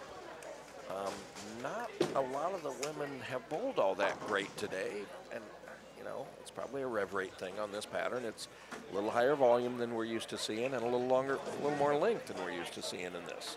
Usually we're in that 38 to 39 feet, and this is 42. Well, I'm gonna kind of sort of disagree with you a little bit, which is perfectly okay for you and I to disagree. That's why we love talking to each other. Yeah. The one thing I would say is when the ladies, and that was a bad break for Nate. Lower 710. When the ladies can play Right. out Yep. near the gutter, Yep. they're in their A game. when you force them in, that's the hard thing. So to try to go left or right. yes, that would have been the other part of my comment, which is why I like the 11th frame usually, because the pattern lets you play out so the women can compete. So even though this is a longer pattern and a higher volume, I agree with you 100% there. I think this is Yep. one of those situations where they can stay right, and if their ball doesn't hook, they should have enough asymmetrical bowling balls, however they're sponsored or whatever program they're part of, and enough surface to rough them up if they have to, This, yeah. to be able to make it hook. Yep. And then the other thing is normally females can't throw it very hard. And I believe this pattern is Yeah. favorable to softer ball speed. Yep. So No, I agree with the two things I said, but I agree with the two things you said too just now. the Alina, is that it? Or Elena Carr. Elena Carr. Yep. She bowled good. She bowls for Mount Mercy. She's a good player. Yep. She was 120 over or something, Yep. but she finished at 82. Yep. Yeah. Yeah, she'll be bowling tomorrow. She made a finals at junior gold. Yeah, when I was saying how a lot of the women hadn't bowled good today, I was trying to come up with a theory why they didn't, because it kind of surprised me, because Yeah. what you said, they can play right, you know. I And watched- sometimes there isn't a logical I explanation. watched Jasmine Snell right here on 17 and 18 hit the pocket, hit the pocket, hit the pocket, strike, strike, strike. And then she like 2-10'd, light 10 pin. Then she tripped a 2-pin forward. And I looked at her and I go, you just started throwing it too hard. I don't know what she's doing right there right now. It's like another strike. What's she going to bowl? 213 with a 9 out in the middle of the game. So that's 220, letter D on 23. Yep. Okay. And she was -3, so that gets her to +20. So she's right in the game. Yeah, right, right, yeah. And I think if she stays right and keeps her speed soft, Yep. she's going to be fine. Well, and Emma's bowling well here. Emma's about to shoot 224, and she's +17, so she's 40 over now. Right. Yeah. Yeah, I was trying to just kind of decipher why, you know, because there's so many talented young ladies that bowled today. I think the talented people that did not bowl well, male or female, had their feet too far left if they're a right-hander. Or threw it too hard. Yep. Or threw it too hard. Yeah. Yeah, I thought, you know, this pattern here, we kind of, Spencer Worthman stays with me, and I'm kind of working with him along with a lot of other bowlers. But that's what we had game plan last night. After the practice session and before today, we were going to stay right as long as we can. And we figured if we had to move in, it probably wouldn't be until game 6 or 7, and we didn't move left until the 4th frame of game 6. And he didn't light the place up, but he bowled good enough to be bowling again tomorrow. He finished +62, so. But yeah, if you started out too far left on this pattern, I didn't like your chances, because there was early hook, and when you get early hook, that makes you throw it away from it more, and then it didn't hook at all. So, whereas if you were squared up a little bit, even if you didn't hit the pocket all the time, you probably weren't going big 4 bucket. You were probably in play, at least, especially in the first couple games. And you hate to come into something like this and be 50 under after 1 or 2 games. I mean, you hate to be 50 under ever, but it puts the pressure on you. Okay, now I got to go 70, 80, 90 over in the last 5. And I think the majority of people I saw that really struggled early were just too far. The righties were just too far in to start. Yeah, it makes no sense. No, not if you look at the pattern. Yeah. Well, and if Yeah. you just look at your ball reaction. Yeah. Even in the 10 minutes of practice. Yeah. Yeah, your ball's going to tell you what you need to do. Oh, boy. Nate had the front 5, and he went open on the end for 213. Yeah, And that's you know not, what? That's not going to bother Nate, I bet. And he's grinning because he knows he didn't finish very well. And you regroup and you come down and bowl a good game right behind it. Nate's kind of got a bit of a dirt look looking about him right now. He's got his like his face is half shaved and his hair is kind of like in between haircuts right now. And I know it's not No Shave November. Yeah, I don't know what he's doing right now, but he reminds me of like Dirk Diggler from Boogie Nights or something. You know, like, what are you doing out here right now, Nate? Like, what's going on? He's got his entourage here tonight. He just comes walking in bowling C squad. Yep. I don't need to get here early. I don't need to bowl on the fresh when they're a little bit better. I'll just come rolling in C squad. I don't care. I partied all night last night. Now that one, I bet not. I closed down the club last night. Couple bottles of Cristal. Had the sparkler girls coming out to deliver it to me. I know the DJ. The entire set list was my songs I picked. That's kind of the Nate Stubler swag look he's got going about him here tonight. I don't know. The guy makes a telecast, wins 30K. The next thing you know, he walks in here. Extra swagger. He gets on the thumbnail of the Inside Bowling broadcast for the week. I don't know. I think it's going to his head. I think this guy's got an attitude problem. Oh boy. I think he's going to kick a ball return tonight. That's another thing I'll bet against. I think he's going to carve a pumpkin just in case he needs one for this upcoming Halloween. I mean, this guy's ready for everything. Maybe not. Maybe I just totally overhyped that and made everything up. Are we in game 4 yet? We are. We're just starting game 4 right here. Look at that. You clicked over it. It's frame 1, game 4. Yep, and there's Emma Wren again. Yep. I just had a very, very astute couple of ex-collegiate players right into the Inside Bowling mailbag direct line. Oh boy, the hotline. The Delilah line, wanting to tell me about something, and these very, very accomplished female collegiate players from the past, way in the past, by the way, they are so old. Anyway, they say that she throws it like Stephanie Johnson a little bit. She does. Emma Wren throws it a bit like. Very smooth, very simple, great arm swing. Yeah. Good ball roll. I can see that comparison. Okay. Well, it is confirmed. Yeah. She's a mini Stephanie Johnson. A little bit shorter, though. Yeah, that's true. Stephanie, you know, the one impressive thing about how smooth she is I wouldn't call her tall, but for a women's pro bowler, she is tall. She is tall. Yeah, most of your women, I don't know exactly how tall she is, but she's taller than average. I'll guarantee you that. Jason Miner just threw the ball there. Oh, there we go. What did I say a little bit ago? I said I wish I had $1 for every 2-8-10, 2-4-10, 2-4-8-10 I've seen today. Yeah. Would you agree with that? Yeah. Wouldn't you like to have $1 for that? Yeah. Because that was just very firm through it. One of the things that you mentioned earlier just happened on that shot. And I'm going to add a fourth. Go over the 3 things you said that could make a 2-8-10 happen. Well, you miss in a little bit. You miss in. You throw it hard. You throw it hard. Those are basically the 2. Or ball surface, not enough surface. Right. It's one of those. You wouldn't think in game 4 one of those that 3 would things. be the issue. I'm gonna give you a 4th one. I'm gonna give you a 4th option here. How many bowlers do you think, when they're bowling, slide in the exact same spot at the foul line every time? Not many.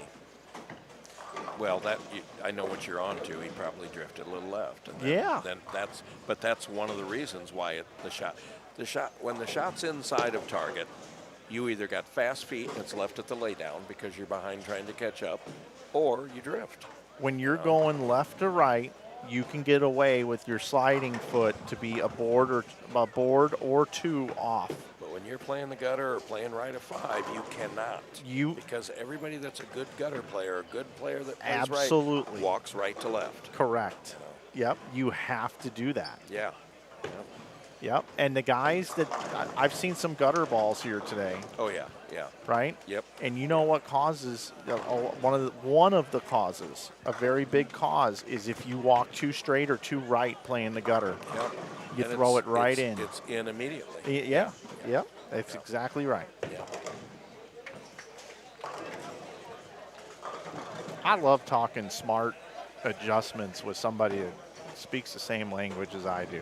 Which means, you know what they say, when everybody thinks alike, nobody thinks very much. Yeah, and that means we're just So nerds. you and I know either everything or we don't know anything. Correct. Yeah. But that's pretty much the game of bowling, isn't it? It is. As a bowler, but as a coach too, there's days I got it spot on. I got everything figured out. I know who should be in and who should be where and where we should be and what ball we should throw.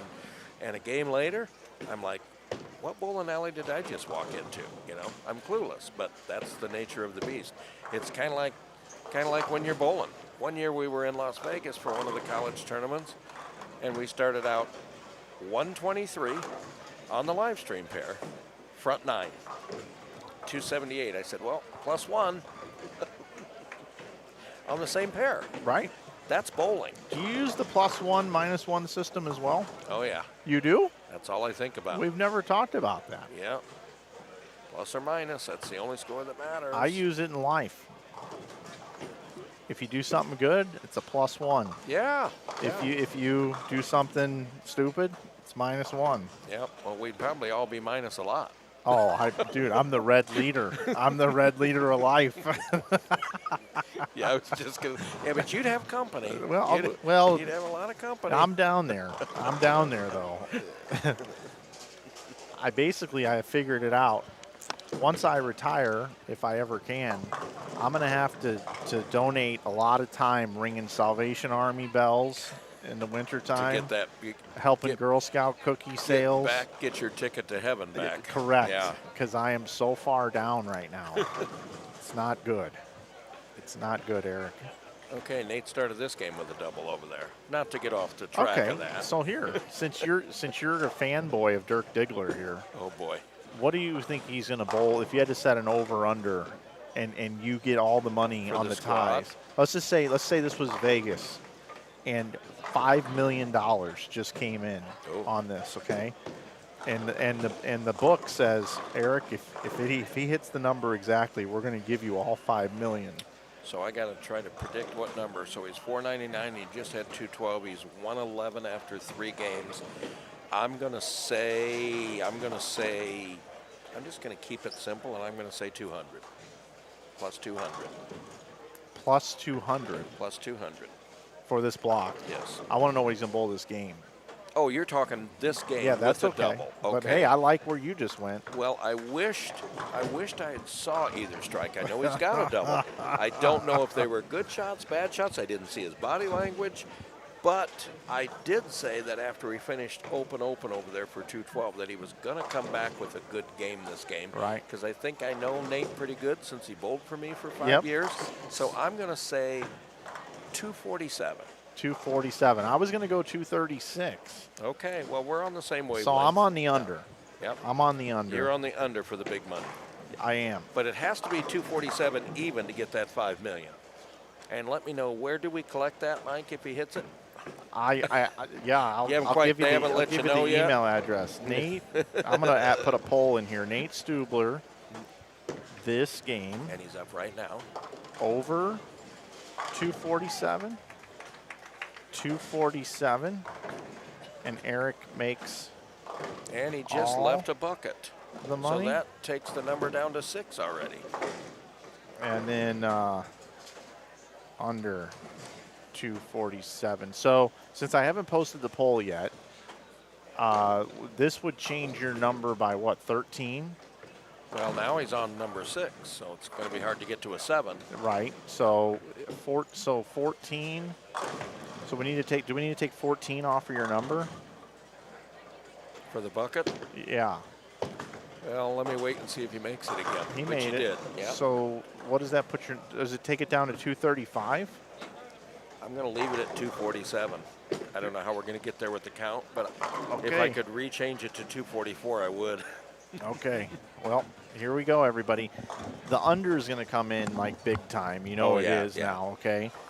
And when he donks off his fill ball for 247 Yep. and you win the $5 million, that is going to be a true Dirk Diggler move if I've ever seen one. 80% say under 247 right now. Unbelievable. Unbelievable. Get your votes in, people. Yeah. No faith in Nate Stubler. Now, we don't take mail-in voting or early voting on this, do we? It's got to be in the time frame. It's right now. Yeah. Yeah. I will end the poll shortly, but this Make is sure the hanging chads are not counted. just so they know. Nate Stubler is capable of going off the sheet for 276. I mean, this is not like this guy is a slouch. I realize he hasn't shaved in a month, but this is a little over the top Okay, here. here we go again, Mike. On lane 20, this gentleman is shooting at this 10-pin with dead wood in the gutter. Yeah, this is just This not happened good. at the Hoosier Classic. Somebody shot a 10-pin. They hit the pin in the gutter, and it got the 10-pin. And that's a dead ball. Sure is. I'm ending the poll. Nate's on the approach. Okay. Swish 10. So 58% are under 247. 20%. Is that what the final? Yeah, 20% are taking your 247 number. Oh, my. That's a lot. I would have figured maybe 5%. Well, But it's not looking real good right now. Putting a lot through of 4 faith in you frames. there. Yeah, I was just going to say. Yeah. I mean, somebody she's just ordered some hot wings. I can smell 'em. I can smell. I mean, it is Yep. like, Oh, yeah. oh It's, my where gosh. is it? Yeah. It's right there. Oh, boy. Yeah. And I don't do spicy. Oh, you don't? No. Are you saying they smell good? Well, I'm saying I'm not. they smell spicy and hot. I'm not hungry right Yeah. now. I had 2 meals today already. But I will tell you that just smelling them right now is bringing me to a place in St. Louis called B Halls. I'm craving B Halls. Do you really have to eat those? Oh, they're so hot he's choking on them. Yeah. You really have to eat those right there. Right there. I mean, it is just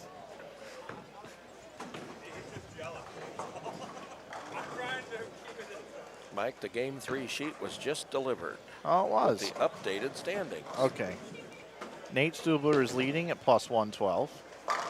Johnny Davis is second at plus 88. I was watching him bowl. He throws it really good. Oh, yeah. Zach Carter is third at plus Those two are 82. best friends. Who? Johnny Davis and Zach Carter. Are they really? Yeah. Tom Hess, number 2. I like how they have number 2 by his name. Yep. Because it's his second entry, is fourth at plus 74. Nathan Wright also tied for fourth. Chris Wiley is sixth at plus 66, tied with Steve Chutka at plus 66. Luis Lugo, or is it Lewis? Luis Lugo? Luis Lugo. Eighth is plus 55. Bloomquist, second entry, ninth at plus 53. Isaac Goodman is 10th at plus 42. Emma is at plus 39 and 11th, followed by Logan Williams, Ryan Burks, Alexis Runk, Jason Cragen, Tim Schmidt, Jasmine Snell, Brendan Ceramic, Jackson Satterley, Christopher Little, and Tommy Burns. 21st is plus 5. Jackson Satterley shot that 270 game on the end pair, the high end, to get to plus 63. And I just noticed as you were reading the scores, he dropped down to plus 5. So he had 100, went from 270 to 142. Yeah. That's what we talk about. That's tournament bowling. I know it doesn't sound like that should happen. Earlier very we saw often. Anderson. Well, I forget his first name. Anderson bowled 179, 279 back-to-back to start his day earlier. There's a gentleman bowling on this quad. He bowls in our Classic League back in the Quad Cities. And he also bowls in Comanche on Friday night. And last night his first 2 games in league were 122, 290. That's okay. That's okay. Plus 12. But it's when it's the opposite way that I got a big problem Yeah. with it. Yep. If somebody goes 120 and then bowls 290, that's fine. But if you bowl 290 and then bowl 120, somebody did that on tour a couple weeks ago. can't remember who did it. Somebody bowled.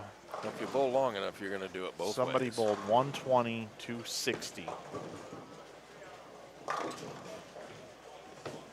Man, I'm drawing a blank on who it was. Somebody in the chat will tell me who it was.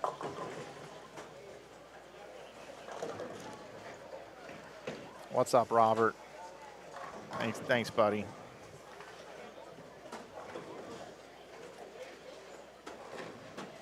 I need some Roadhouse buns. Yeah, those are pretty good. I gotta make sure I know the Texas Roadhouse rolls. Is that Yep. what we're talking about, or is this Yep. something related to the movie Roadhouse? Okay. I think there's like a Urban Dictionary meaning to this. I wished I'd seen those first 2 shots of Nate's to make my prediction. See, now I'm backpedaling. Now I'm trying to make excuses, Mike. I know, and that's not like Because- you. That's not because like you. You be- normally, you know. Fess up. I know you. But Nate's last 3 shots have all gone long on him.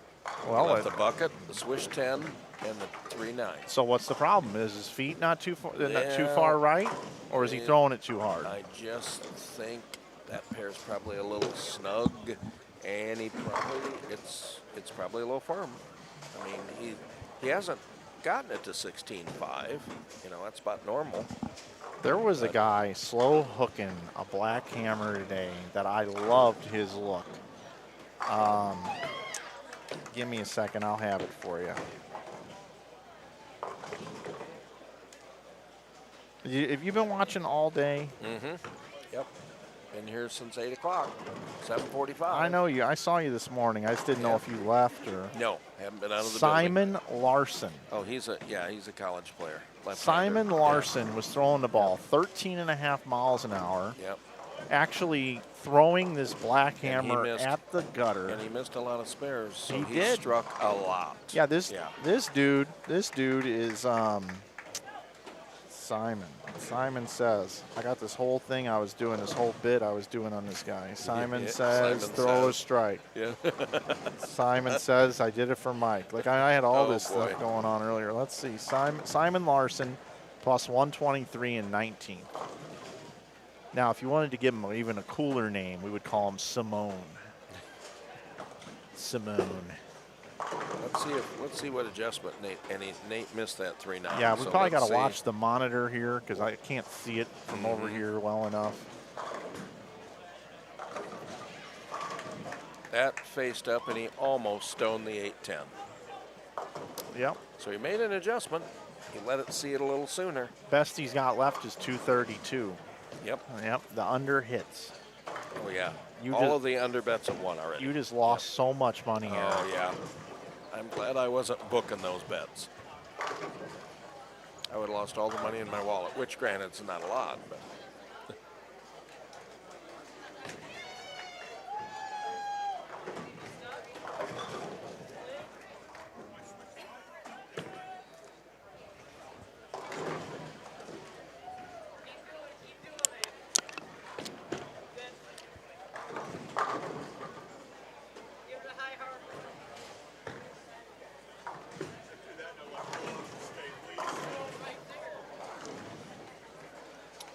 Mike, who's on 15 and 16 over there? Is that Ed Peterson over there, I believe?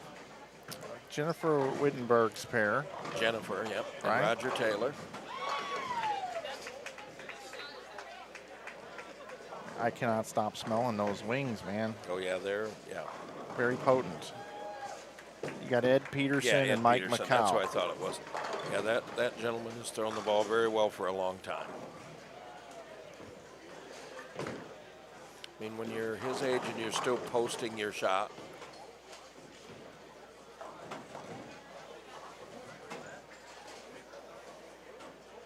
Jennifer, who helps run these tournaments with Mom and Dad, Joe and Rosie. When she bowls, she usually bowls C squad Yep, she does. because she has to be there to help. Joe bowled A squad this morning What's so funny, I think it was maybe the last tournament. as she buries one. Yep, the last tournament, you know, she comes up and gets me all my paperwork I Yep. need, takes care of me. She's like my personal secretary. She gets you the pairings and Oh, the lane yeah. assignments and the squads. Very and- seldom do I have to go over and ask, but it does happen from time to time. Yeah. I don't want to paint her as she's perfect, right? I wouldn't want to do that, but she's That close. would go to her head. Right, close to it, close to it. But last time, I noticed a considerable difference between Joe and Jennifer.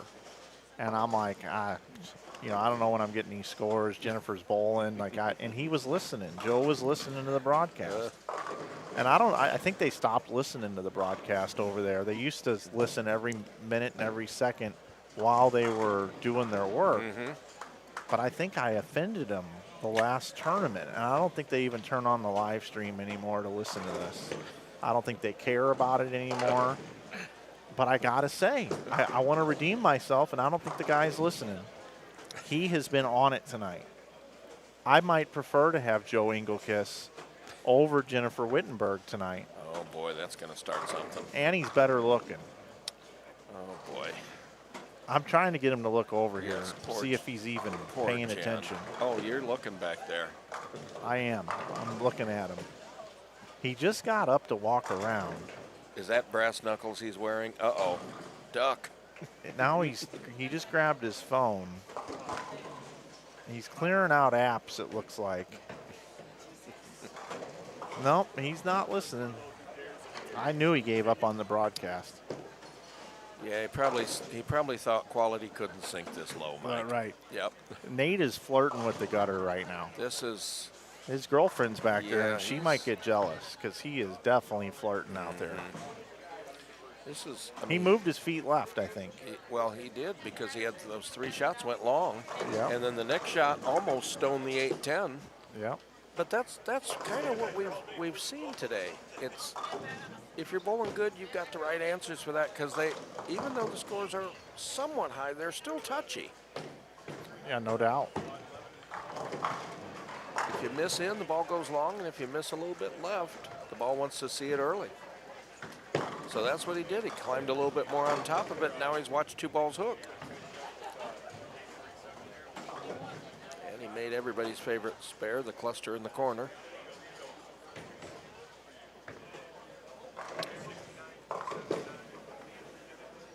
Roger Taylor Jr. just shot 213, almost back to even.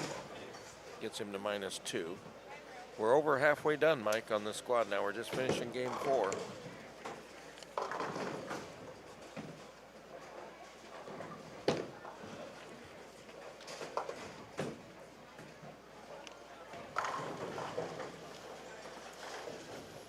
Ryan Burks with a strike there. Where is he sitting?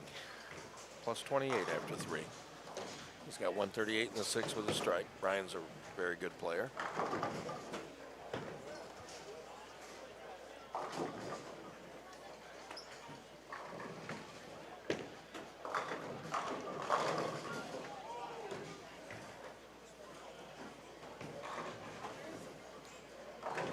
So I need to make a public confession on the air, and I figure you'd be the right person Oh, to boy. be here for this. Uh-oh. I need to admit Uh-oh. to the world I'm coming out right now. Uh-oh. I need to admit to the world that I have a problem. Well, we've known that for years, Mike. Which one are you talking I about? have a problem. There's one of your there's a gutter gutter. balls Yeah, that there's a we gutter. just talked yeah. about. I'll probably walk to the right or walk too Well, straight. yeah, look where he finished. Yeah. Yeah. Poor guy. As I know. Throws it in the gutter, and you and I just annihilated Yeah, him in 10 right. seconds. I know, and laugh about it, and that's not what we mean to No, do. We're we just don't. trying to We prove don't. our point. Yes, If yeah. we were out there, we'd be walking right and throwing gutters too. Yes, yeah. We're not why laughing we're at up anybody here. for a gutter ball. No, No, we're that's just, not we're what we're laughing at it because we just talked about it. Exactly. So I need to admit this. I think I'm starting to become a little bit of a hoarder. And I'm buying stuff that I don't need, Mike, that costs money. Mike, anybody out there listening right now that's listening and knows I'm sitting next to you, I am the wrong person to talk to about hoarding. Okay. Well, I have a problem too. Nate just tickled this 5-pin out, by the way. He barely got the 5 out. So he must have moved back to where he Yeah. was. So I guess he wants to shoot the 3-9 rather than the cluster in the corner. I made a Facebook post, Eric, about 3-4 years ago with a list of bowling balls that I wanted for my collection. Okay. And I've picked up a couple. You know, these things are, you know, I typically get a deal because I'm a big deal, right? I normally get a little bit of a better deal. Yep. But they're still expensive. Oh, I know. Yep. So I got When you have hundreds of them, they're really expensive. Yeah, I don't have hundreds. I have probably like 10, which is Oh, still too many. Okay. But I made this very, very specific list like 4 years ago. And in the last month, I've had 2 people hit me up and go, "You still looking for this? You still looking for this?" That's kind of fun. Which tells me that the economy is struggling. Because if people are like, People are they selling really their- don't want to get rid They're of them. treasures. Yeah. They are treasures, and I hate when that happens. But But you'll gladly take them out there. well, but why, right? Why am I doing this? So I picked up 2 this weekend. And they were. All right.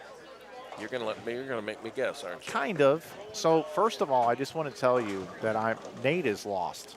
Yeah, because that ball was way inside. What's that? Bloomquist did? Darren Bloomquist shot Bloomquist 300? just shot 300. Sweet. It's down on the low end. So I pretty much have been collecting almost track balls exclusively. Okay, so that's going to give you a little bit of an insight here. Pretty much track bowling balls. Okay, I already have the code red. I have a track 10. I have an enforcer.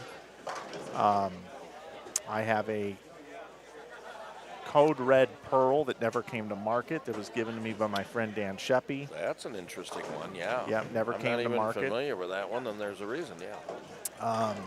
I have an undrilled sensor 2. I remember those. So I picked up 2 track balls. They were delivered to me from St. Joseph, Missouri, here in the building today from a bowler that did the hookup. Brought them out to you? Yeah, and I bought them today. Okay. So I'm gonna just. One is pretty old. Fleming, was And- this a ball in the mid-90s? So there's 2 of them. So this one would have been a 90s ball. Yeah, I think Is- they're both 90s Is it a balls. caramel color? Caramel? Yeah. No, that would be The no. flare. No, not the track Okay, flare. I was thinking of that one. Well, Yep. hey, that's okay. Yep. Don Helling won on TV with the track flare. St. Louis guy. A bowler I coached starting when he was 17 made that ball look awfully good back in Butch, the 90s. Butch Soper, I think, won a title with a track flare. Okay. Yep. So it came out before the track flare. Okay. But it was in that era. Yeah, okay. I'll tell you what bowler made this ball really famous. Name start with a B? No, starts with an S. S. And the chat can guess as well. This guy, his name is Steve Hoskins. I got a good Steve Hoskins story for you. Okay. But you go ahead and finish yours. Okay, so Steve Hoskins made this ball famous. It was used a lot. If you made a list of top 5 track balls of all time, this would be one of them. Boy, I'm at a loss. You're going to have to tell me, Mike. I'm not going to Somebody in the chat. I'm going to let somebody in the Somebody chat. guess it? Not yet, but they but will. Give them time to guess, yeah. So we'll move on to the second ball. This was not the first track reactive ball. It was the ball right before it. It was the urethane ball that came out before the first track reactive ball.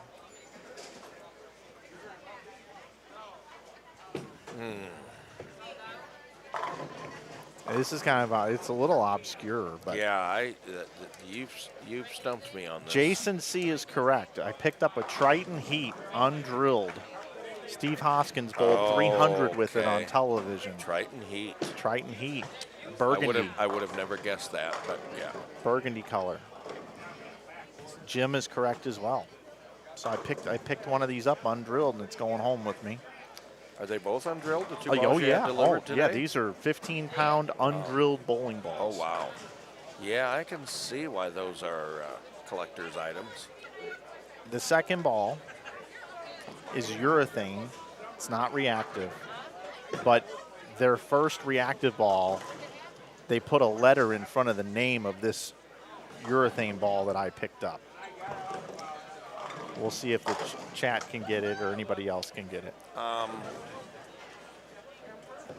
Was that an X No. or an S? I Nope. remember some. I'm going to hate myself when I hear this one. 'Cause You are going to hate Yeah, it. because I know where you're going with this one.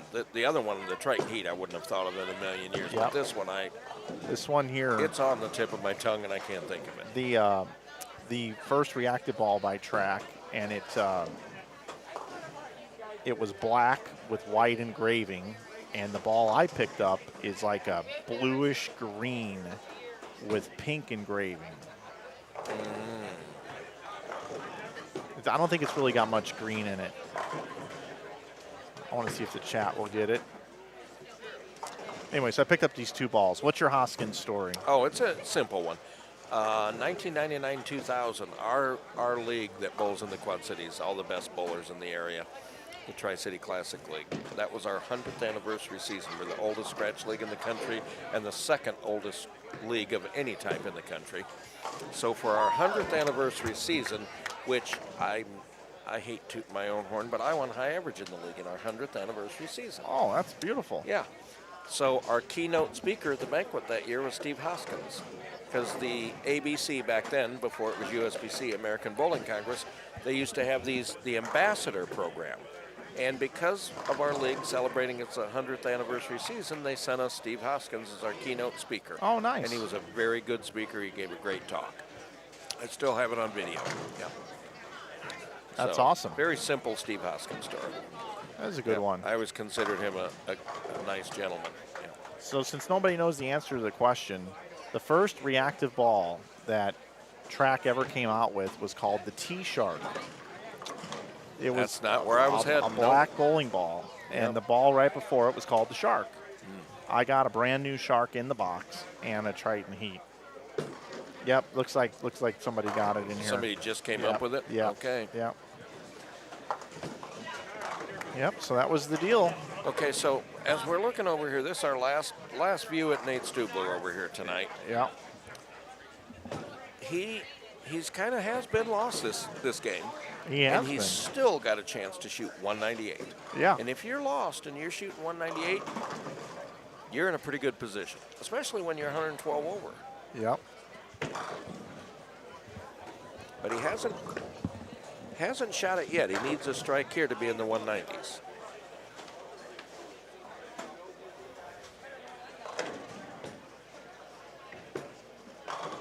You know, he made a pretty significant move right. He moved off the gutter on that. He did. On those last shots. Yeah. In the ninth, the ball hooked at his ankles when he moved right. But the last two have been good. I think he moved back left a little bit. But.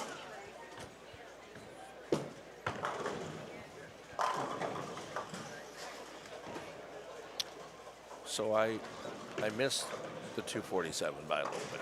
You did. You did. And I know it's going to eat at you for a couple of years. Oh, I won't ever forgive him for that. Yeah. 195. I'm sure he's glad to get off that pair. Yeah, I'm sure he is too. What did Emma have on that pair? She had a... She's right above him, right? Yeah, 206.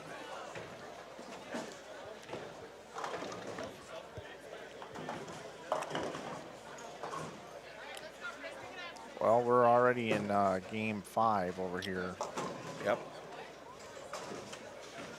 Just like that, Eric, we are in game 5. It's amazing, isn't it? Well, like I said, I've been here now for... I'm having trouble telling what time it is. I've been here for so long. Yeah, and the way that we've got I've people... been here for 14 hours. We got people in game 5 over here, and people just finishing game 4. So now kind of, you know... It's only 3 frames difference, it looks like. But well, no, down there, there's people halfway through game 5. It's kind of getting cattywampus a little bit here. As it does later in the day, Yeah, it is. Depends on who you're following and all that, yeah.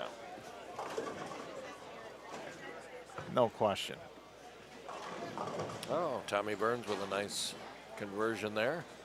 3-6-10 with a 4-pin sticking with it.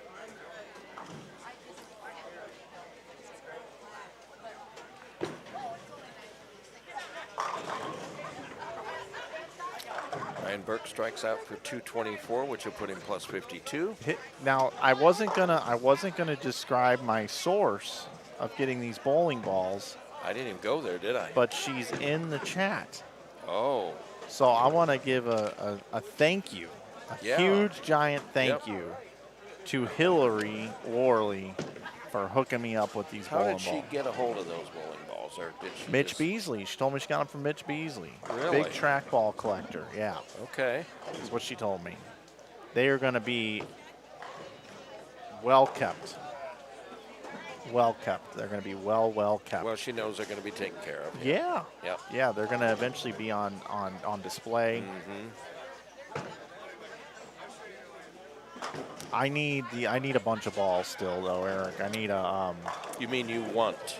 no, I need because I'm now a hoarder. Don't confuse need with want. I need the purple critical mass undrilled 15 pounds. That one, well, The purple one. you're really going begging, aren't you? Because some of these are hard to come by. They but that's are. kind of the thrill of the chase, It isn't is. it? They Yeah. pop up and then you get them. If it was easy to get a hold of things, you wouldn't have the desire to get them.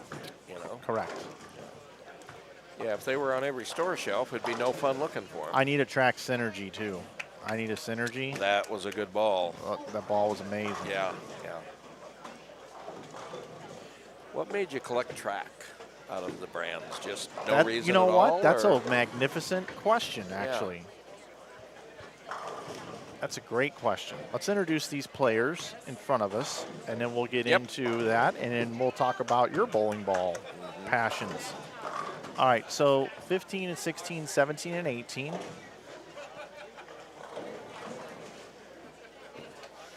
Looks like we have these sheets kind of give me a headache. Tommy Burns. I'm very, very Tommy Burns. spoiled. Mike Baker, Trey Van Wyck, and I do not know the other gentleman with them. That is Michael Stanley. Okay. Then right next door, I believe is Mark Clubb. No. Nope. Right here. Chris Fordyce, Jackson Satterley, and his dad Cameron Satterley. Here it is. And Tavon Homelar. That is correct. Yep. Yep, you're right. I got to decode these papers. Tavon Homelar bowls on Brandon Steen's team, Waterloo West, who won the 3A state championship on Monday. Beautiful. Gentleman bowling here on 17 and 18. And I've heard he's actually going to college on a baseball scholarship. Chris Fordyce, high school bowler here. 19 and 20, 21 and 22. We've got Dalton Cook with Cody Grant, Brody Johansson, Andrew Cruz, and then right next door we got Ed Peterson, Roger Taylor Jr. Not the drummer for Queen, by the way, and Mike McCow and Jennifer Wittenberg. that's who we have there. All right, so Although if it was the drummer for Queen, it would probably be a similar age to Ed. probably. Yes. That's a good point. Yeah. So the track thing, I'll say this about as best as I can, as quick as I can. When I got the code red critical mass, I don't know if it's when I hit a growth spurt or what. That's a nasty 5.7, by the way. Yeah, I witnessed that. Yep. But that ball just rolled so good for me, and I just started bowling awesome. I started bowling 700s like crazy. So that's kind of why. And I was like 14, okay? Yep. Well, the significance of that ball, if you remember, the purple one had the ceramic core. So Ceramic core. that's where I was heading originally, because didn't the first ball with the ceramic core have a letter in front of it or something? No, I think it was just the critical mass. It was the Okay. the purple critical mass. I remember that ceramic core because they made a light blue one, didn't they? That had the ceramic core. They made a Sensor 2 that was light blue pearl. No, I know where you're going, and that ties into my story. Okay. So what happened was Columbia 300 and Track were the same company, basically. track was the trial brand for Columbia 300. It was like little brother, kind of like Roto Grip for Storm. Yeah, yeah. You know, there for a while. Yeah. So they tried this ceramic core technology, okay? And when they did that with the critical mass, the purple one, it worked. So that was when the code red came out. And then if you remember, Columbia 300 came out with the CUDA. Yep. The CUDA C. Oh yeah, CUDA C. Okay. And then the Columbia 300, they were basically coming out with the same balls over and over again. Yeah, yeah. So the code red, the trimmer from Columbia 300, the CUDA C, the Piranha C. The Piranha C was before, that was the blue one you're talking about, I think. Yep. Right? They just kept putting ceramic cores in these track and Columbia balls, and they just gave them different names and slightly different shells. And that's just when I started bowling really good. So I have an infatuation with the ceramic core bowling balls. The thing I remember, I had one of those ceramic core bowling balls, and when they hit the pins, because I always thought ceramic sounds like glass, but it was so loud when they hit the pins. I don't know why. It just seemed like they were. Yeah. Yeah, and then, you know, sometimes the ceramic core would separate, and you could actually hear them hit the pins. Back then, balls didn't crack, they separated. The weight block separated from the shell. I mean, you could hear it if you dropped it on the tile. You could hear it was cracked. A ball with a separated weight block. Absolutely, yeah. Trio Bowler Supply in St. Louis used to have a wall next to the drill press, and every time one of the drillers would hit the ceramic core, they would put a mark on the wall, the 3 drillers there, and they would keep track of how many drill bits they ruined. That's why ceramic core technology went away, because there were too many there were too many factory seconds that they had to throw away. Yep. Too much waste, and then too many warranty claims. But it was amazing technology. Yep. Well, I mean, look at how far the technology, and this isn't just bowling, this is the world. I mean, you got to remember 30 years ago now, the internet had just started. Man, that makes me feel really old. Well, think about it. The internet kind of started in 93, 94, and it became mainstream in about 96. So, I mean, it's hard to believe that 30 years ago right now we didn't have an internet. There were no cell phones 30 years ago. So think about how far the bowling ball has come in 30 years. Well, bowling pins. Remember, right out of the box, bowling pins 30 years ago, you had to bowl on them for like 3 weeks before they would fall over. Now they come with rounded bottoms and they fall over right out of the box.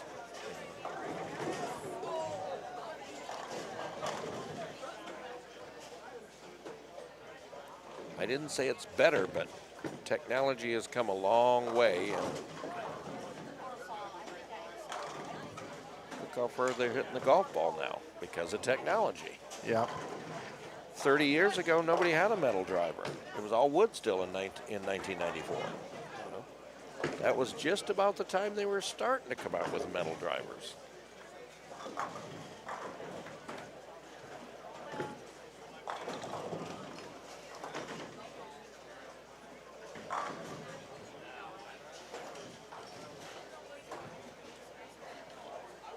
I'm looking around here, and does it look to you like the pace has slowed a little bit? It feels that way. Yeah. But I think it might have to do with this one pair's almost done. It's hard to get a grip on the whole building when you're looking at I know. 7 or 8 pairs. You're looking at half the building. Yeah. It shouldn't be too much longer. We're going to get a game 4 score sheet and see where we're at. Yeah, I think so, right?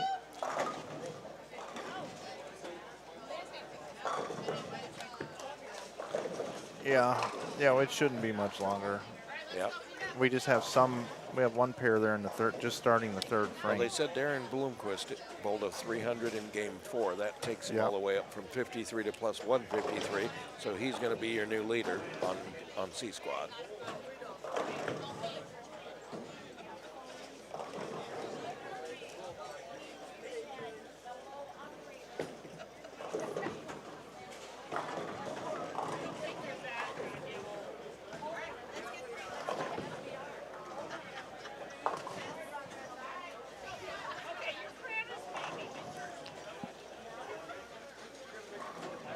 Titanium Messenger. Titanium replaced it. Yep, you guys are right.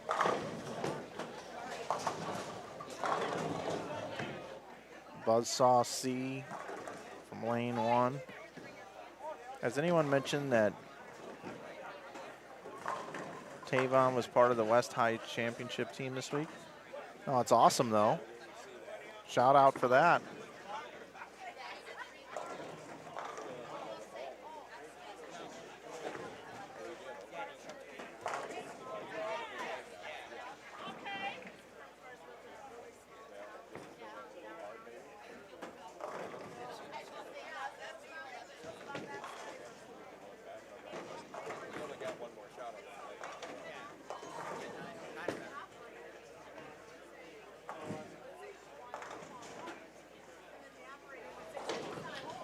You're getting a lot of chat in there, aren't you, about these bowling balls, aren't you? Yeah, Mike? it's always a good topic.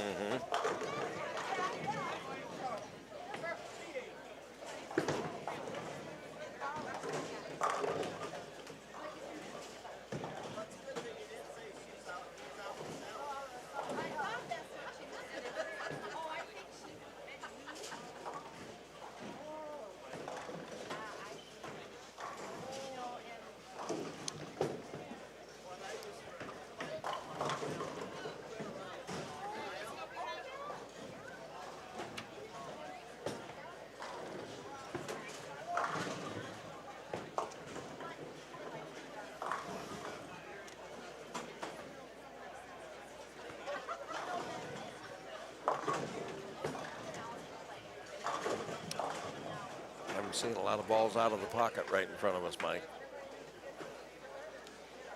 They're obviously going through another transition, which again, it's 4 out of the middle on a double for Tommy Burns. Yeah, I mean, if I switch over to this and you take a look at this, what you're talking about, here's what Eric's talking about, everybody. We've got 610, 610 through the face. Yeah. Through the face.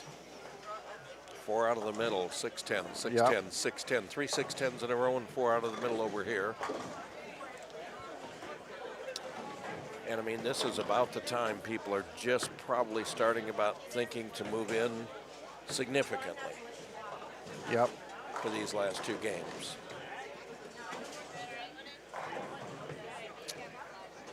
Trey Van Wyk just shot .289 in game 4, and he was minus 60.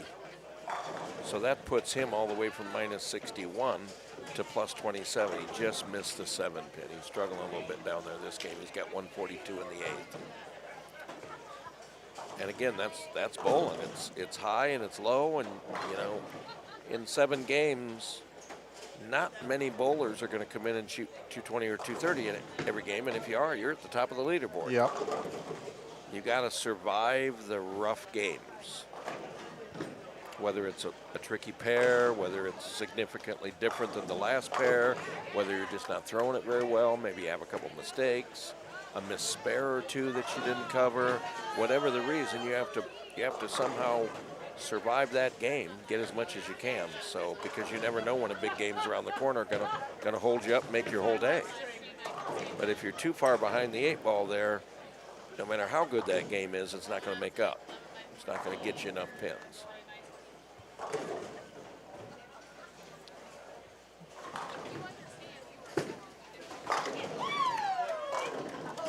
Tavon with a double here. Yeah, in the 8th and 9th. Tavon, I just announced what you were talking over there. He won a high school. Yeah, Waterloo West he bowls for. Yep.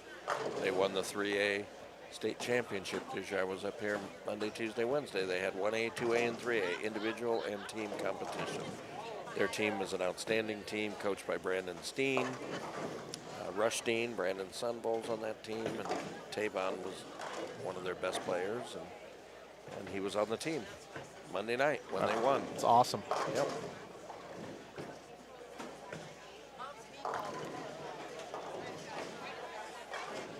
I wish when I was in school, I got to bowl like through the week for my school. Yeah, I'm sure they practice a couple times, at least 2, maybe 3 times a week.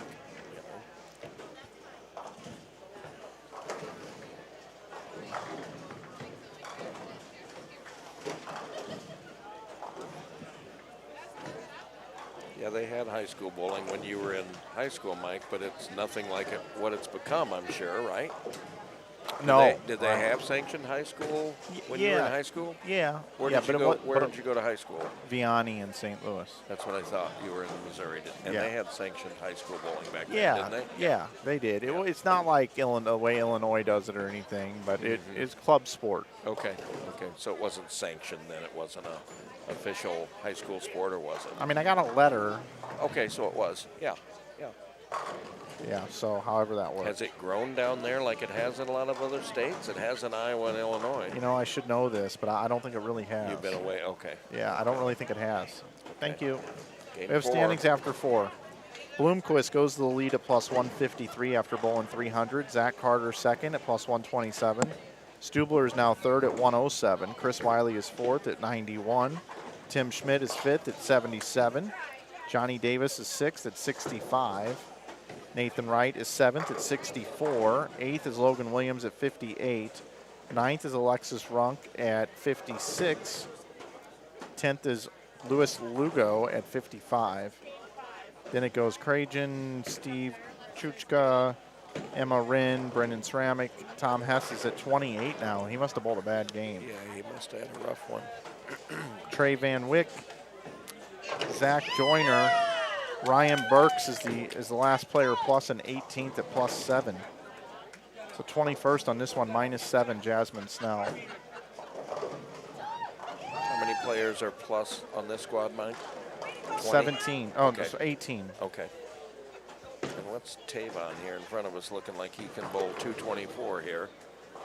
And he's -67, so he needs a good game here to have any chance with 2 games to go. Yeah. He's got kind of a Kyle Troop look to him, but it's way sportier. Yep. The matching outfit and everything. He carried the light to 8. And he's got a big fan club here, being from Waterloo. Yeah, he's got I don't know if The groupies are here. I don't know if this is it looks like a book club. Yeah. It looks like they hang out at Barnes & Noble and drink coffee and read books on the weekends. I'm not commenting on that, Mike. I think the cops are coming, guys. Yeah. Yeah. They're coming.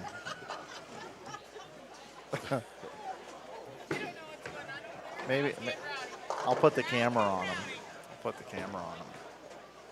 The audience can see who we're talking about here. The book club? Yeah, the book club. I'm telling you, this is the book club if I've ever seen it right here. Oh, and he goes Brooklyn on the fill ball for 224. Folks, here are the people. These are the people right here. These are all of them right here. This is all of them. This is his cheering section right here. There is the Barnes & Noble Book Club of the month. There they are.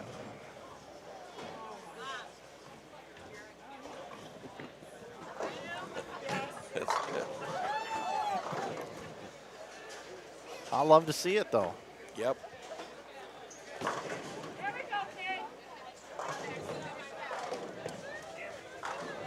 He's loving it. He's giving me a little smile down there. Those are good. Those are good.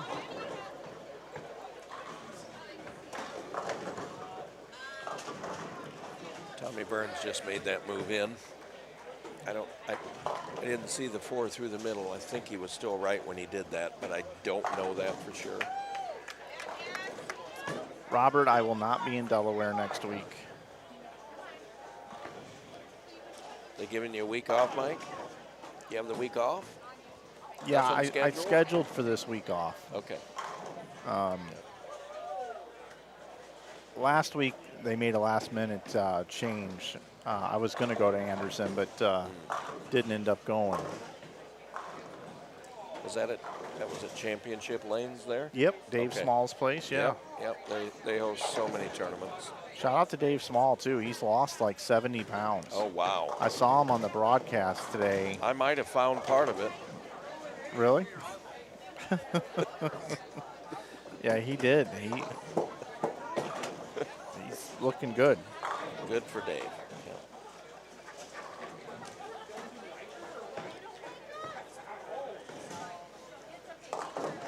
I could lose 70 pounds and I'd still be fat. You don't know how you're going to approach that one, do you, Mike? No. Because I'm trying to. Here's the problem. Okay, I've always had an issue throughout my life with like the whole weight thing, because like if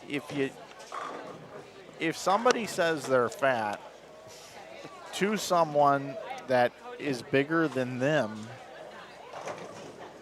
it's like the worst thing to say in the world. Like it's just, it makes no sense, right? Yep. So I can't sit here and tell you that, yeah, me too, Eric, I need to lose some weight, right? Because it just has no merit, because you're gonna be like, get the hell out of here, Flanagan, right? So I can't say that, but I kind of can relate with what you're doing or talking about. So I think I'm just gonna leave it alone And move on. Yeah, you don't. We'll move on to something else. You We don't can have rip to you, shreds. you don't have to address everything that's talked about in the air. No. I do have a random question though. Maybe you know the answer to this. All these red lights out on the lanes. Oh, I noticed those earlier. I don't know what those are. What are those things? I would love to have an answer, but they've been there the whole day, but I don't know what they're for. I never noticed it before. Yeah. You've been sitting here for 14 hours and you didn't notice the red lights? I noticed the red lights, but like, I just haven't drawn attention to it Oh, okay. at all. This is the first time you've talked about them. Yeah. Yeah. Now, people might get in the way, but here you go. Look at these. Yeah. And they're all the way down the lane. Look at, oh, that's not it? No, Barnes & Noble. See the red lights? Yeah. And And when there the- are 1, 2, 3, 4, 5, 6, 7, it looks like, in each gutter. And I Yeah, don't and they know turn what off those when are. the ball goes by. Yeah. I don't know what that does. I really don't know what that does.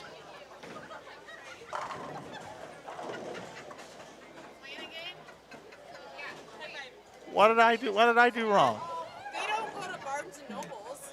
No, I They didn't. go to bowling alleys. Yeah, no, I didn't I say told him he was going to get in trouble. that. I didn't say that they go to. We have somebody on the outside that's Yeah. listening. Yeah. Yeah. Well, all I said was, his cheering section looks like a group of people that would be hanging out at Barnes and Noble, not the bowling alley. I know. Where he used to hang out. Where'd you hang out? Huh? Where'd you hang out in the loo? Where did I hang out in the loo? Yeah. Bowling alleys. Hey, wait. He's not going to make the top, but he's going to get the best dress. Okay. No, I commented on that too. I commented on the best dressed. I got it. Am I recording? Yeah, it's on YouTube.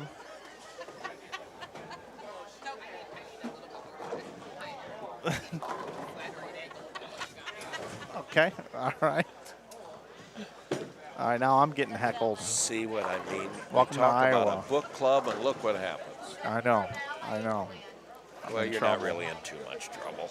No. They're all good people. They were high-fiving me about all of it. Yeah. Yep, they're good people. It's fun Okay. to have people here rooting the bowlers on. And every time I come here, they treat me like ESPN. You're a celebrity. Everybody's always been so nice up Yep, here to me. yep. We're in game 6 now, Eric. Yep, we are. We got some new players coming over here. We do. Soon to be here.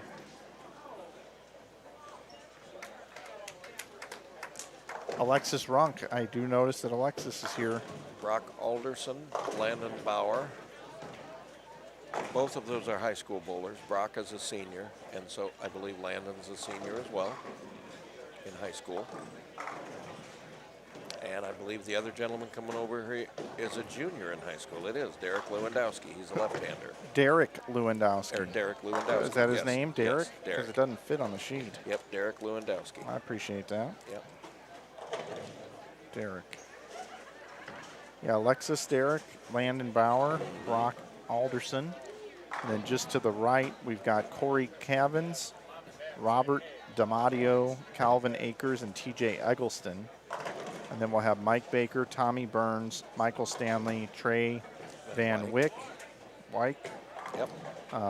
So third, and then Chris Fordyce, Tavon Hommeler again, and Cam Satterley, and Jackson Satterley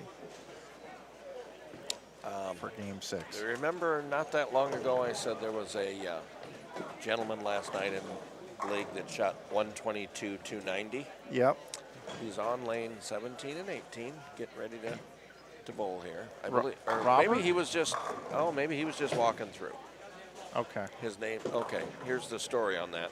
Back at the hotel last night, I'm scrolling through Facebook on my phone, and Mike Pelham, the owner of Plaza Bowl Clinton, and his son Charlie and their team just won the state title in 2A on Wednesday.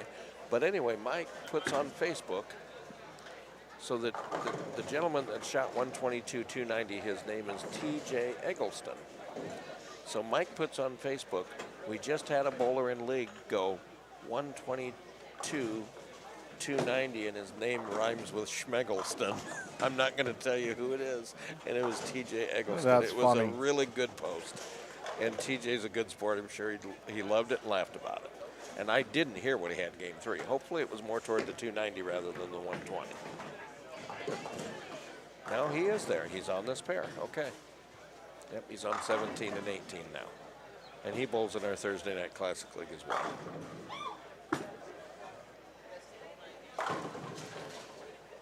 Everybody's been telling us that it's the hyper bowling and the score things is what all the lights do out there on the lanes. What is it? Like hyper bowling? I've been hyper when I was bowling. Yeah. Yep. It's, for hyper bowling. Yeah, well, they obviously serve some purpose, but yeah. I've never seen them before in a bowling center. No, I haven't either. No. No, they might be there. Maybe they're just not turned on during leagues or something or tournaments.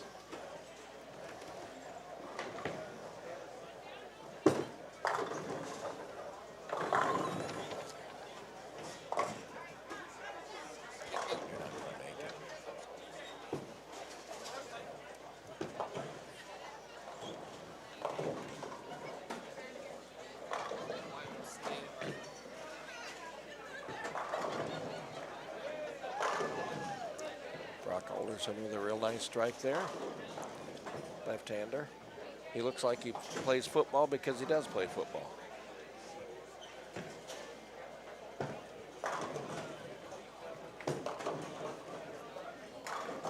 This young man getting ready to bowl on 16, Landon Bauer. He's a high school senior. He throws the ball real nice. Very nice bowler. Oh, right past the 2-pin. Sailed it. Yep.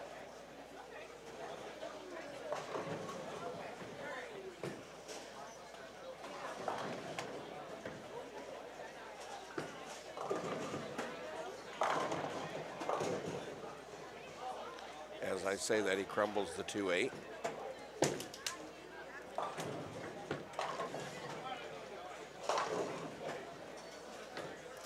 Well, here's TJ Eggleston. It looks like with this start, he's going to be closer to 290 than 122 because he started with a double.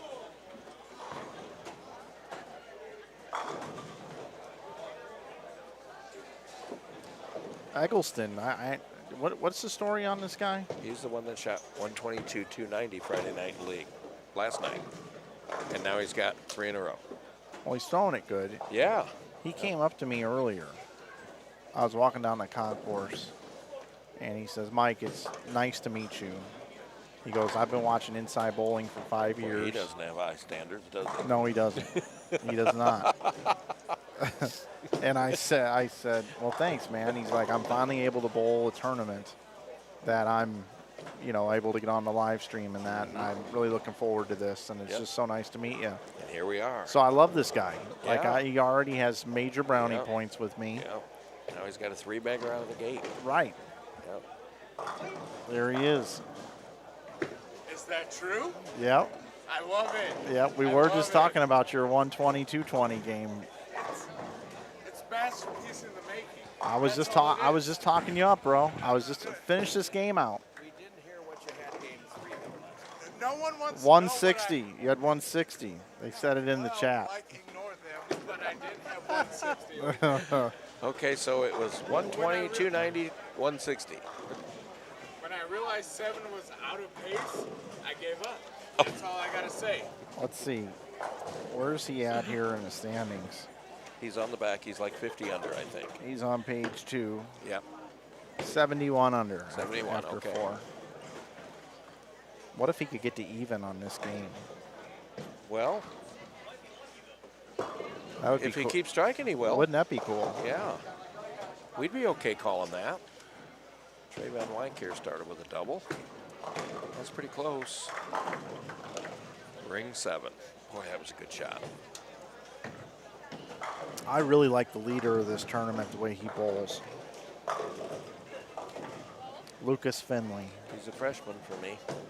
He's your freshman? Bowl comes out of Colorado, yep. Really? Left-hander, yep. He bowled this tournament last time, didn't he? He bowled the February one, or the September one. He made the top 10. Made the top 10. Yeah. Yep. He's cleaned his game up even more. He's more solid. Smoother, yep. Yep. And you know, I made a comparison. to him Is he earlier. the one you compared to Mike Albee? No. Or who was it? Martell's Albee. Oh, that's right, yeah. Stubler's Earl Anthony.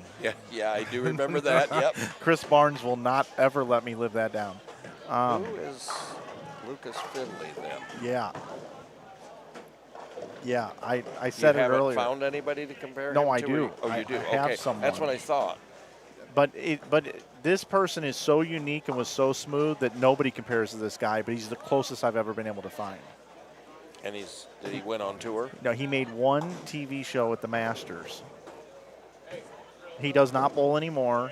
He did not bowl for much longer after his college career. Did bowl nationals every year. Did his first name start with an A? It did. Art Brown. Art Brown is correct. Yep. I knew that's where you were going. Yep. Art Brown. He reminds me of Art Brown a little bit. Yeah, Lucas is he's pretty solid. He's just very rolly.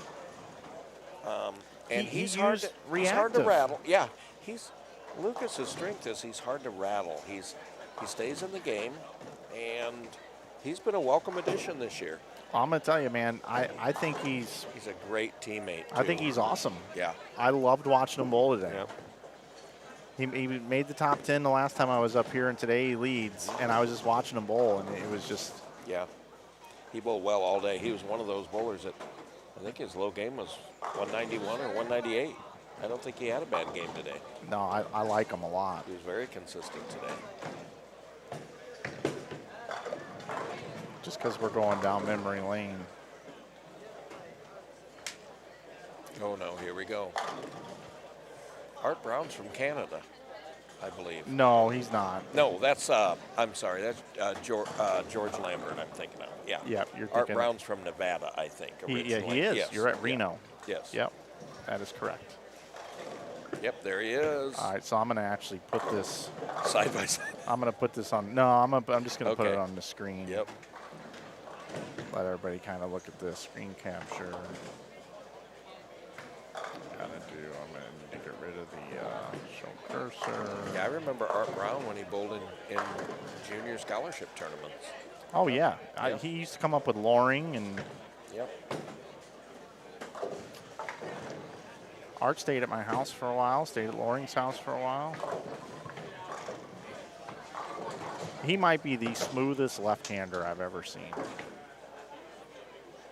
He might be the one guy that I could probably watch bowl for just hours.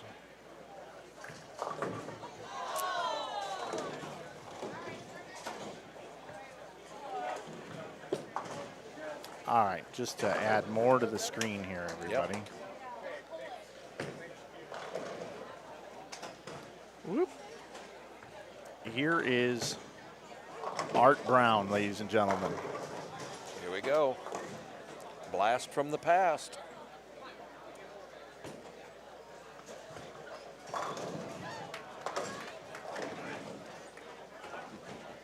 I don't think that's my browser doing that, kind of making it a little choppy. Oh, and he's bowling Mike Scroggins. Yeah, he bowled Scroggies. They were good on the left. Is this the year that Scroggins won it? Yeah, Scroggins Okay. won. Yeah, I just want to get another shot of art in here. Let's see what happens here. And he got that shirt at a thrift store. He was just awesome. There's his mom and his little sister, Brittany. You know what he does, though? Did you see what he did? What's that? I bet you didn't catch this on the comparison.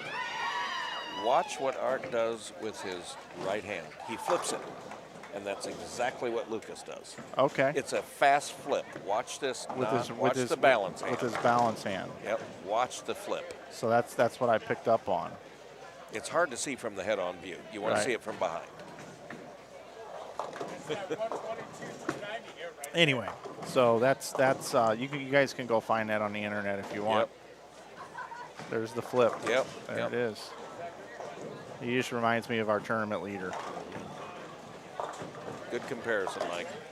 I can definitely see the similarities.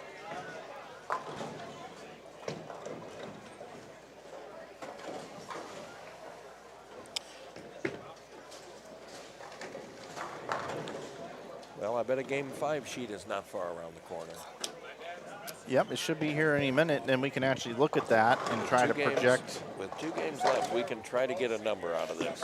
Yeah, and I think we will get very close. You have the overall standings. Yep, A and B combined there. Oh, I've got them right here in front of me. What am I talking about? I got them right here. So taking 64. I misspoke earlier. I thought we were taking 68. I thought we were cutting the field all the way down. I did too earlier. Yeah, and I forgot they were paying 68. Yeah. So it's they're taking 64 then for sure. 64.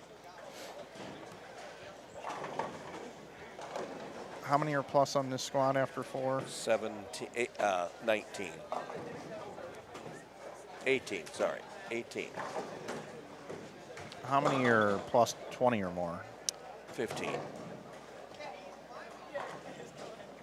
I think it's 16. Is that right? 16? 16. Yep. So if you took 16 and 48 is 64. Mm-hmm. The cut number right now is 28. Mm-hmm. And that's what we said. It was going to be somewhere between 24 and 35. Now, that's assuming this doesn't go up. Right. On this. I think the 35 is the number, honestly. Yeah. 35 or it 36. could creep up a few, but I don't see it going up dramatically these last 2 games. Right. Yeah.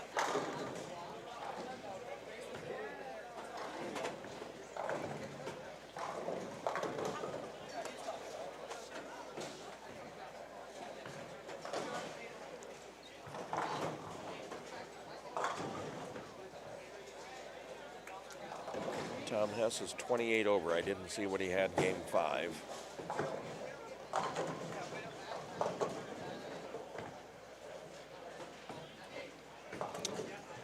We missed something, Mike. Your brand new friend. I hate to report this, folks. It's breaking news. He threw a gutter ball. Your brand new friend, TJ Eggleston. We did miss that. Breaking news, and we missed it. We were so preoccupied, we missed the scoop. We were watching Art Brown Bowl. Yep, and from here, the USBC and Masters. look what we missed. Yep. 20 years ago. What'd you call him? Your new best friend. My new best friend. Yep. Yeah. Somebody left a 5-pin down here. Everybody's got their hand in the air. Hit it. He's probably gonna miss it. Oh, got it. Oh, Clean. that was made from the minute it hit the lane. So I got a good one for you. So one of my seniors, my only senior on my team right now, Justin Abood from California, at the Hoosier Classic on Sunday, just on Sunday, he made the 4-9. And you know how hard they are on Sunday. Yeah. He made the 4-9. He made the 7-10. And guess what Sperry missed? 5-pin. Correct. But on that condition, you can miss the 5 either way. There were only 4 teams out of the 78 on Sunday that averaged 190 for their 15 Baker games. Yeah, I'm going to address Justin's question. I appreciate the super chat, Justin. It's very nice of you and very kind of you. We don't get a lot of super chat love here on this channel. Beef and Barnsey does like crazy, but it's greatly appreciated. Anytime you do send in a super chat, I'm going to definitely get your question in. Question comes in from Justin, says, hey, Mike, do you ever plan on getting back into the podcast game? You're a good interviewer, and I think you could get some good stuff out of bowlers. And Justin, the answer to the question right now, in this moment, today, February 24th, 2024, is no. Now, the caveat to that is my favorite thing to do in this industry is interview people. Yeah. I've built relationships over the years. Yep. And players know that I have their best interest in mind, but I like to tell the human side of the story. And I can relate to a lot of people in a lot of ways. I'm not judgmental whatsoever, and I've studied great interviewers over the years, and one of the best things you can do is just not even talk. Like just ask the question and just shut up. Yeah. Okay. And I just recently did an interview with Weber 2 weeks ago on Bowl TV, and somebody clipped it out and put it on the internet. And I've gotten more messages about that interview than anything I think I've done in the last year and a half. Yeah. And I will tell you, it was a hard interview because Pete's cadence right now, you don't know when he's done finishing his thought. And you want to butt in and ask the next question because you don't have the patience for his cadence. And I was able to navigate it pretty well. I love interviewing people. It is my favorite thing in the world. And I've thought long and hard about doing this. I had this week driving up here, I'm like, I need to start a second YouTube channel, and it's nothing but interviews. Just do them on StreamYard, prep for them. Like I want to interview like 5 people closest to them, find out things. So when I interview the person, I surprise the hell out of them. You have some ammunition. When I bring up like, tell me about your tricycle when you were 3 years old, and they'd be like, what the hell what? How do you know that? Yeah, exactly. You know what I mean? But here's the problem. Here's the problem with this, okay? And it shouldn't be about this. But I did a very in-depth interview with Parker Bone. It was not in video form, it was in audio form. And I thought it was excellent, okay? It's on my YouTube channel. And if you look up the amount of views that it has, YouTube... Makes it all worthwhile. Parker Bone, the third interview. I got to be towards the top of this. It's number 1. It has 5,200 views. That video has made me $26. Okay? So, yes, bowling can be a passion project, but it's also my livelihood. Yeah. Okay? So if I went and interviewed 100 people and put that much time, energy, effort, flew there, set up cameras, bought the cameras, did everything, and I averaged $50 in revenue from the YouTube side, I'd go broke and I wouldn't have a house. Right. There's a YouTube channel out there that just captured a bunch of slow motion video. It's called Athletica Bowling or something like that, or something of Bowling Athletico or something. I don't know what it is. But they did a beautiful interview with Tom Clark, and it has like 1,100 views. They show 1 minute of any pro bowler in slow motion with trippy music, 100,000 views. Holy smokes. So if I could grow my channel to where it's generating enough revenue from something that I could use these interviews as a loss leader, I would do it. But the problem is the minute you start putting interviews out on your channel and it gets 5,000 views and all your other videos are getting 100,000 views, YouTube gets confused on whether or not people like your channel or not. Oh. So it'll hurt your 100,000 view videos. So I'm in a real conundrum. The business is getting in the way of the passion. Well, but you and I, Mike, while we are both stat freaks, we're also human interest we're interested in human interest stories and the history of our sport Yep. and the people that participate in our sport or coach our sport or run our sport or, run the people. We're interested in that too. Right. And that's why you say that's a conundrum, Yeah. So that's the answer to your question. Yeah. Check back at the last ring to see if the pin fell or not. Yeah. I'm not sure if it For got which bowler? which bowler was it? C bowler. The one that's got the 9 count. The pin disappeared, but he didn't know if it fell. Left lane, 9 count. Yeah. Right lane. The right lane. Right lane in the 8th frame, 9 count. Come on up here, Joe. You can make the ruling. Come on up. Here's breaking news again. We're going to have a live ruling right We're on the gonna have air. a live ruling right Yep, here. Yep. I'm gonna zoom in on it.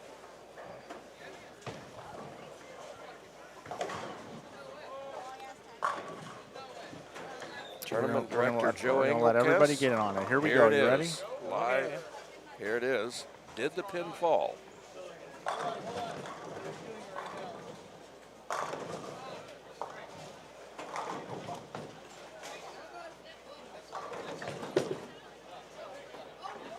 That's a clean hit. Yeah, it went. That's a clean strike.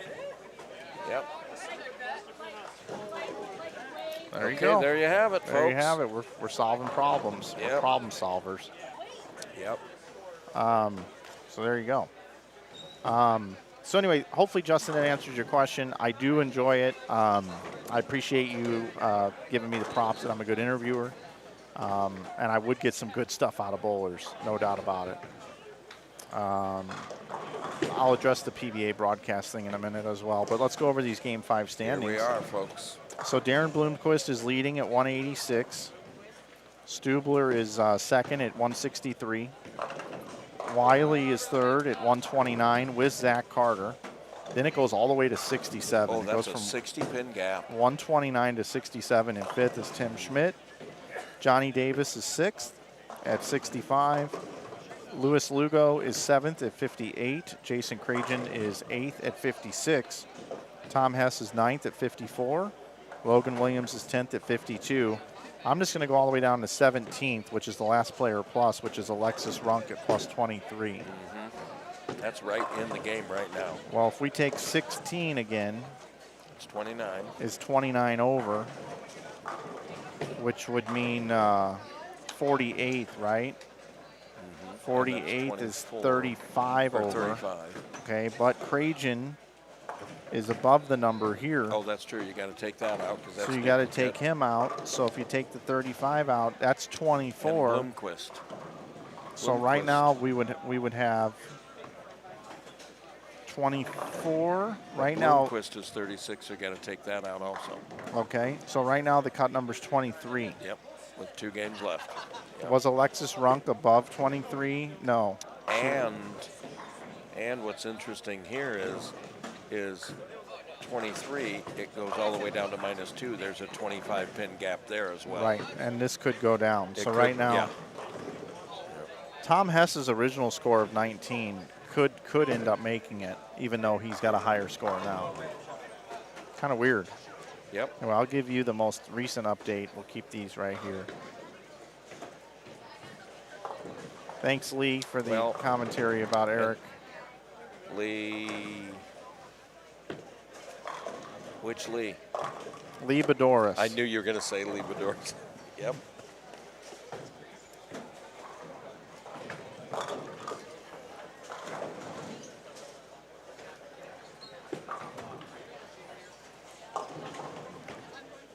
Here's Trey Van Wyk.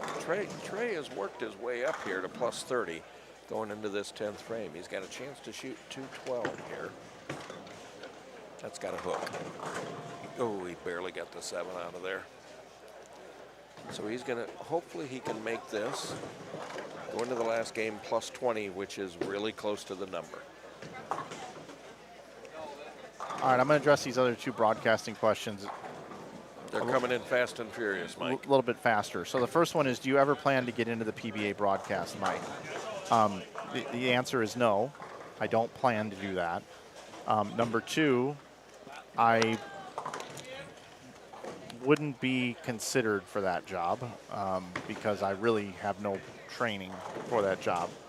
I've practiced if that were to ever happen. I think I could do the job, but I would be very nervous doing that job. Randy Peterson is amazing at what he does. I don't care what anybody says. He catches a lot of hell on social media. Randy Peterson is a professional, and he's awesome. I don't know why people would be quick to cut him down. John Fanta, I see there's a note in here that some folks don't care for John Fanta, and I think we in bowling don't really care for anybody new. It's hard to get accepted into the bowling world. It just is. I study Fanta's craft, and for him not really knowing bowling, I actually think John Fanta's doing a fantastic job. I really do, and I'm not just saying that to be positive Polly over here. It took Randy Peterson quite a few years, to get accepted because we were used to Nelson Burt Jr. for 25 years. The thing about Randy that's so amazing to me is he's never had a consistent broadcast partner. It was Bo and Chris. He's got, Right? It was Bo and Chris. What's Randy?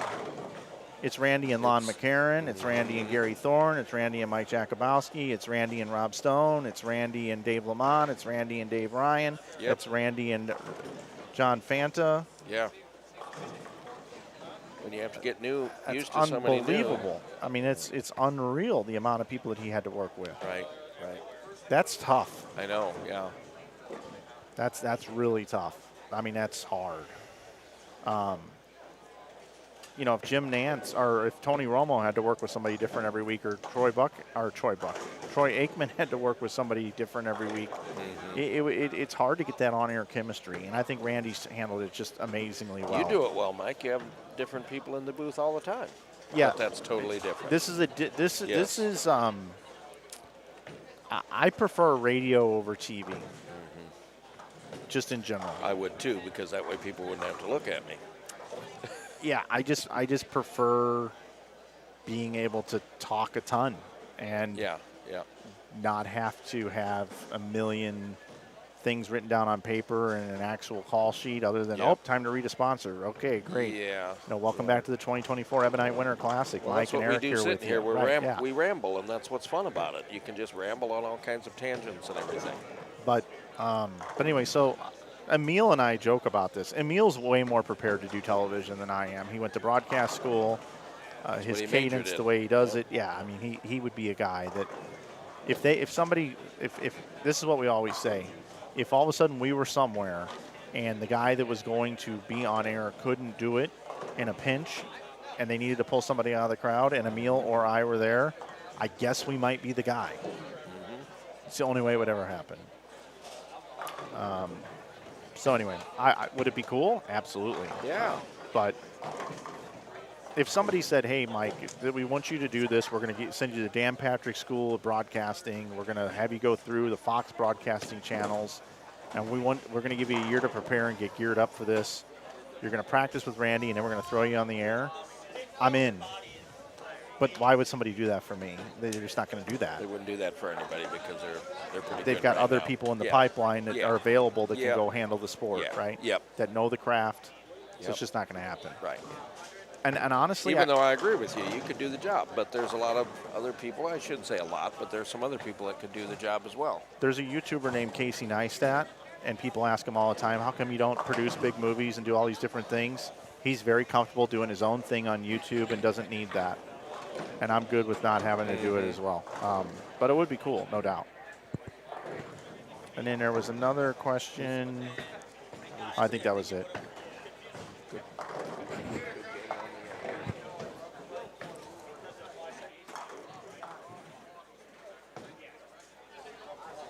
John Fanta doesn't pretend to know too much about bowling, and he's not making up things. And then what I always do is, I've been calling bowling for a long, long time, right? I think about, what if all of a sudden Tony Hawk's people in skateboarding, are you familiar with skateboarding and Tony Hawk? I know who he is, but okay, let's pretend Tony Hawk's people decided they were going to start a Tony Hawk local skateboarding live stream network on YouTube. And they said, hey, there's this guy in bowling named Mike Flanagan. We need to get him to come in and do this skateboarding thing. He's awesome. We love this guy. He could do it, okay? And I'm sitting down with Tony Hawk's people, and they're like, we want you for this gig, Mike. Okay, great, all right. They're like, we want you to advise us how to set all this stuff up, and we want you to be the on-air guy with Tony Hawk, okay? You're going to be the on-air guy with Tony Hawk for every one of these things. Okay, Eric, I know a little bit about skateboarding. Imagine how I would be accepted in the skateboard community. Right, yeah. Nobody knows What if you. I called an alley drag the wrong thing? Yeah. Or a aerial or a McTwist I wouldn't know any of that. or a 180 alley, touchy, whatever. I don't even know what these things are called. Could you? They would hate me. It's kind of like the movie The Dreamer. Remember the bowling movie? I do. Where they showed him Weber. throwing it with the right hand and they showed it coming into the left pocket? Yep, yep. That's what it would seem like for you probably, wouldn't it? Yeah. So it's just, I mean, I couldn't even imagine how much I would have to study to learn. So when you see a guy like Fanta, I put myself in his shoes. That's like me doing skateboarding. And Fanta doesn't sound like an idiot. Like Fanta knows what he's doing. He's doing a really good job. That tells you he's done some homework and had some training in the sport, because you wouldn't think he has much of a bowling background if we're not familiar with him. The other thing I admire about Fanta is he doesn't look like Rico Suave. Okay, he's a normal looking dude. I'm just going to leave it at that. Yeah. And he's super comfortable in his own skin. Yep. And that is half the battle. Yeah. I love how comfortable he is in his You skin. can't be nervous when you're He's doing a national telecast. He's confident and shows enthusiasm for our sport. Yep. And I got it. And for doing 3 or 4 shows only, I think the guy's done a bang-up job. And, you know, last week they had to do the open live because there was a generator problem on set in Springfield, and they almost didn't even go live. They almost had to tape the show. There were some major problems happening behind the scenes. Oh, wow, I didn't know that. And normally they tape those opens, and then they roll them, Yep. and the guys are in the booth, and because of all these issues, they said, sorry, Fanta and Randy, you guys got to roll this live. And he banged it out. I was just going to say banged it out. Yeah, because you. Nobody knew. Yeah. He did a tremendous job.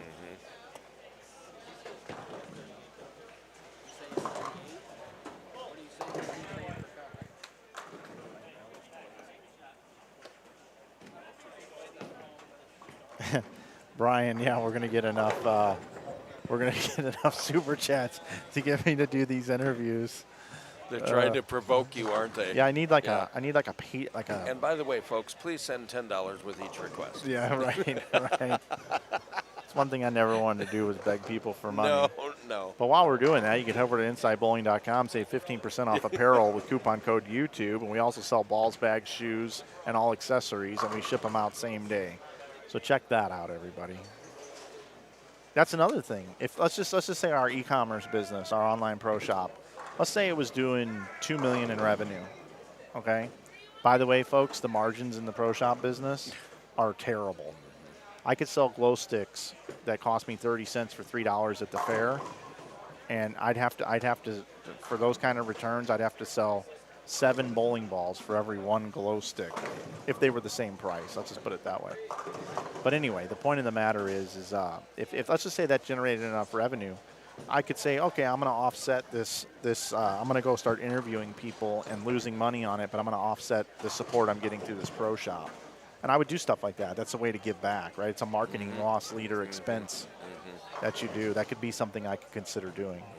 Anyway, we really went down the rabbit hole on that, but that's just a little inside baseball to trying to create a business out of this. We've gone down a few rabbit holes sitting here with each other before, Mike.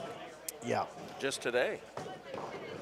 Yep. You once asked me a question about our dress codes and dress and that, and you said something I've never heard another person say. You said, I'd be okay if somebody came in wearing a dress made of meat. I Do did. you remember I saying did. that to I me? did. I did. So there's a rabbit hole that we've crawled down before. We have. Yep. Yep. Yeah, people used to rip on my IB Open because I allowed people to wear whatever they wanted to wear as long as it didn't have profanity or or it was like And that's the way it is or here, open too. sleeves. Those are the only things I didn't And like. that's the way it is too. But you see most people in bowling attire. But yeah, that's the way it is. I mean, if there's a dude that wants to wear a Cincinnati Reds baseball cap backwards and is awesome, and people start saying, I like that character, I like that guy, that's fine. I don't care. Doesn't bother me.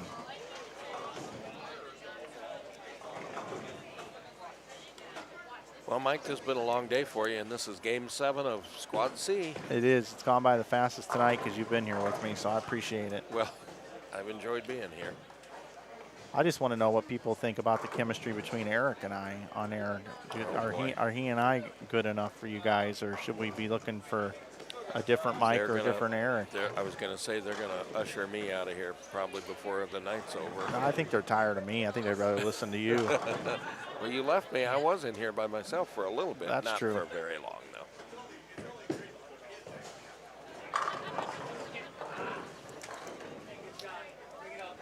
The good old broadcasting stuff. Well, Mike, I don't think that number is going to change a whole lot from what we've been saying since this squad's kind of started. Yeah, I don't either. Because there's a gap in there right now of 25 pins. But you just never know. I mean, 2 or 3 or 4 of those guys throw a big game, you don't know.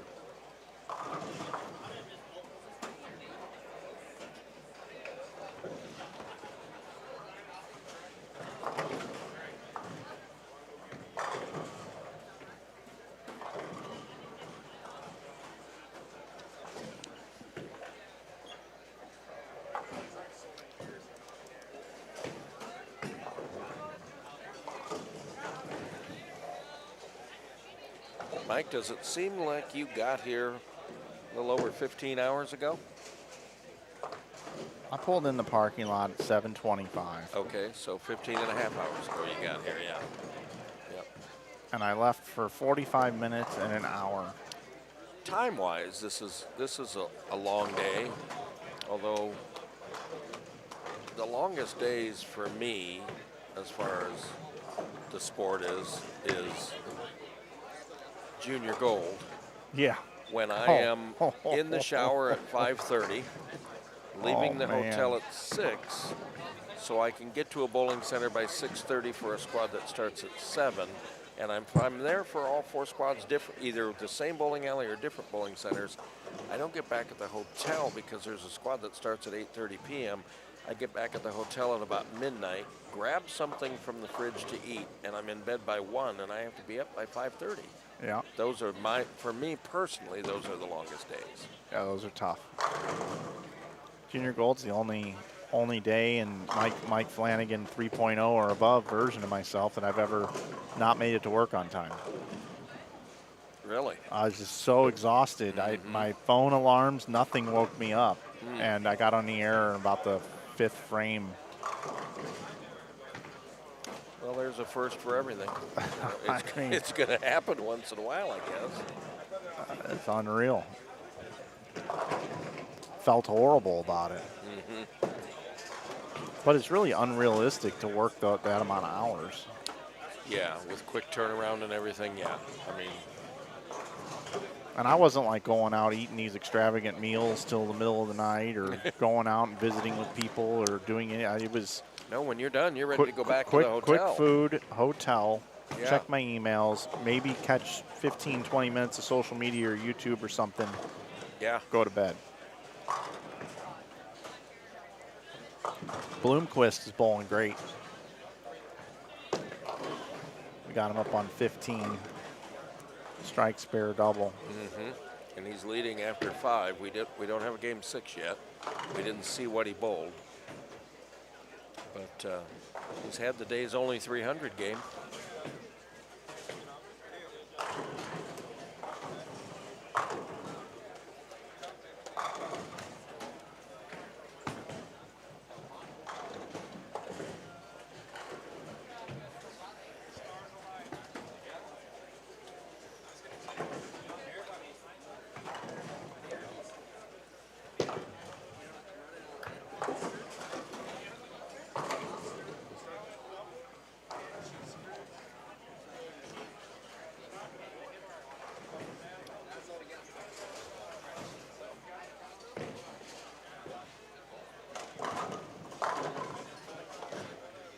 Okay, Logan Williams. Yeah, what's he doing? He just before this game he asked me what the cut number is. He was 52 over before that, so my guess is he might have shot 180 or 190 to be in the 30s. But he sure got a great start here with a strike 4-bagger. It seems like every time I look over and Logan Williams needs a game, he gets a game. Well, that's what he's hoping to continue that, because I don't know what he had game 6.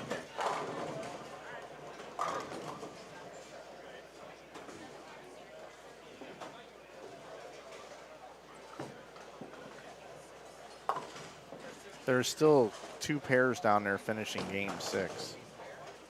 Oh, right? So we may, we may not get a game 6 sheet until this game is probably in the 7th or 8th frame then for Correct. a lot of these bowlers. Yep. Yeah.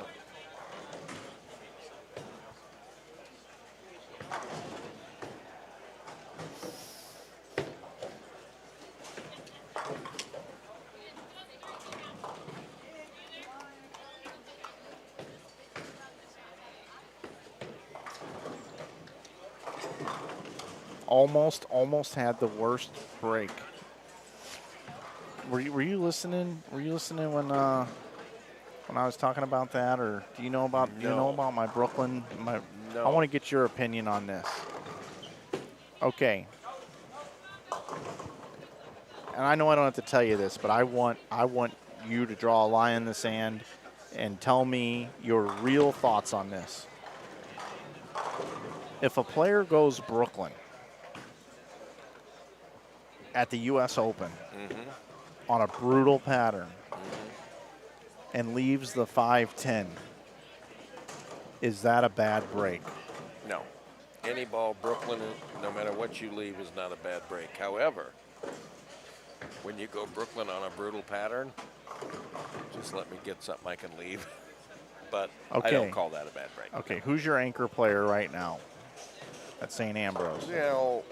More often than not, it's been Zach Rime, but we've had other players in the anchor spot. Yeah. Okay, I want you to take him second here. Yep. And imagine you're in the national championship bowling on television.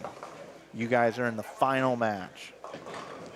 And he needs to go up and mark to win for your college. He is nervous. He's like unbelievable amount of pressure. Yeah. Yep. Lanes are hard. And he throws a shot and you go, oh my goodness. And it goes Brooklyn. And he leaves the 5-10. And he leaves the 5-10. Are you, as the coach in that moment, thinking to yourself, it was a bad shot. He deserved a 5-10. No, I'm thinking it was a bad shot, but why did you have to leave both of them?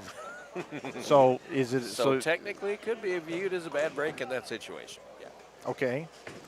All right. So so now that I answered that clear as mud. would you tell the guys afterwards if he only took the 5 off of the 5-10? We got screwed out of that. Guys, we didn't make a good shot there, but really a 5-10, that was a bad break. Could you possibly see yourself telling your team that? No. No. No. I've had to tell my team a lot of things. We've lost the national championship match 2 of the last 3 years. I know. Well, but that hasn't been one of them. I'm just telling you, I am in the world of belief that if you go Brooklyn and you leave a 5-10, that was a bad break. And there's another college coach who's one of the best ever who agrees with you and thinks I'm an idiot for calling out at the U.S. Open that a 5-10 is a bad break. Oh, no. Which coach is that? I can't say. I have not. Okay, then we don't need to. The only you thing. don't need to point fingers, do No, we? I don't want, because it was given to me as private information. But the only thing I can tell you is it's not a shocker if I told you who it was. Okay. That's where I thought you were going, so, yeah. And he doesn't really think I'm an idiot, but No, but he agrees with me on that. He does. Yeah. I should never call a Brooklyn, No. any leave on a Brooklyn a bad break. That's what I said. Yeah, if it's Brooklyn, it's up to the bowling gods then. Yeah, well, I still think it's a bad break. Yeah. I'm okay with a 5-8. Yeah. I'm okay with a 5-pin. I'm okay with a 5-6. Okay? But a 5-10, come A on. 5-10 is the worst. And if you don't have any lefties to put in to shoot it, right. then it's a really bad break. Right. Yep. It's a bad break, man.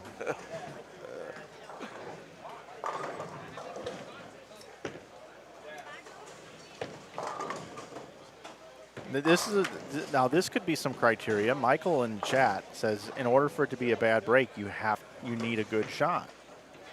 That's kind of along the lines to what I said. Yeah. So for me to be very lawyer-like, like a lawyer, that's what I was trying to say, If you're not like law. a true lawyer, you could twist that thing all around to however you want it. Right. So I would you're then already ask the doing, question, Mike. what is a bad shot? Okay, so if Tom Hess tugs it 2 boards and throws it a half a mile an hour harder and solid 8s to lose the U.S. Open, does he have anything to complain about? Because he missed his target by 2 boards and threw it hard. Yeah. But Under the pressure. But he annihilated the pocket. Yeah. Okay, is that a good shot?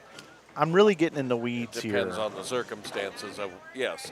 It all depends on perspective and circumstances.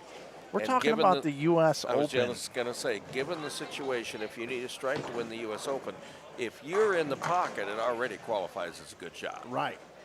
Whether you jacked it or whether under that situation and you hit the pocket, that's what I mean. You got to give yourself some credit. Yeah.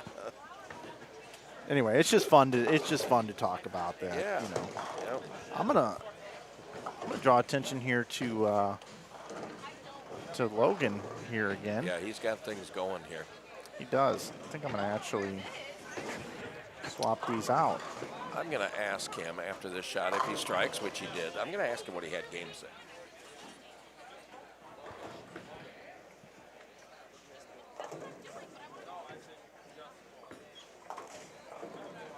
Okay, I was wrong. I thought when he asked me what the cut number was, he had 180, but he had 222. So he is 74 over with this game going. This is going to lift him right up toward the top of the leaderboard if he keeps striking like this. It's going to put him right up there in the hunt.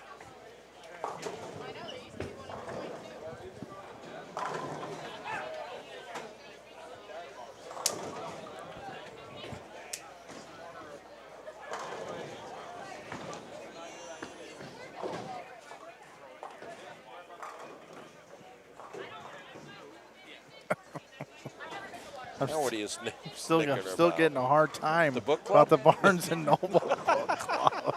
My God, I thought that thing died an hour and a half ago. I thought it did too.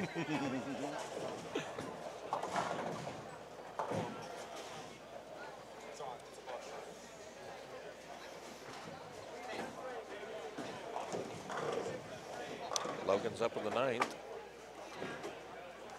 Another good shot. Oh, we almost ripped the 7-10. Oh, that came fast. Scores after 6. I'm just going to go down. Here we go. To how many people are 20 over or more. 14th is 38 over. 15th is 15 over. So there's a gap there. 24 pins. Yeah. Bloomquist is leading at 216. Stubler's second at 210. Wiley is third at 153. Zach Carter is fourth at 139. Johnny Davis is fifth at 96. Isaac Goodman is sixth at 88. Tom Hess is seventh at 86. Eighth is Tim Schmidt at 77. Logan Williams is ninth at 74, and he's shooting up right now. At 57 is Cragen. 11th is Nathan Wright at 56, excuse me. Brendan Ceramic is at 44. Luis Lugo is at 42. Emma Wren and 14th is at 38. And then Trey Van Wyck is at 15 over. Chris Little's at 14 over.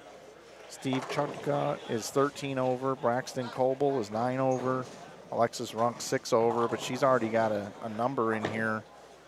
Alexis Runk, where's my, maybe it's this one. Yeah, here it is. Alexis is, nope, that ain't it either. Hold on, where's my combined? You put me in charge of that, and I've lost it already, Mike. Well, here's, you take 6. Can you take that one? Maybe it's just on the other side here. Yep, Yeah, this there is it is. Runk is, Alexis Runk is at 21 over with a dead score at 21. So how many places do we have here? Give me the 34 and above. How many spots is that? Or 38 and above? That's 14. Yes. So let's take 14 back here. Mm-hmm. That puts us at 60. So 4 more spots. 21 is the cut, but I think there's Well, two, here's I think there's 2 ahead of that. Yeah, and I think there's that's 2 not taking duplicates. I was going to say the 2 duplicates. I think 21's the cut right now. Actually, no, Well- I take that back. Trey Van Wyk here, he's in 15th place on the squad at plus 15. Yeah. And he's got double 9 spare 5-bagger down there. Okay. So you get 3 or 4 of that kind of situation, and you're going to affect the cut. Yep. Otherwise, we're still talking about that 20-ish area. Yeah, I think it's like 20. I think 21 is good now. I think 21 is good. Last night in the hotel room after the practice session, I made a prediction of what I thought the cut was going to be, and I said plus 38. So I'm going to be a little bit high. I don't think it's going to be 38. Yeah, it won't be 38. Nope.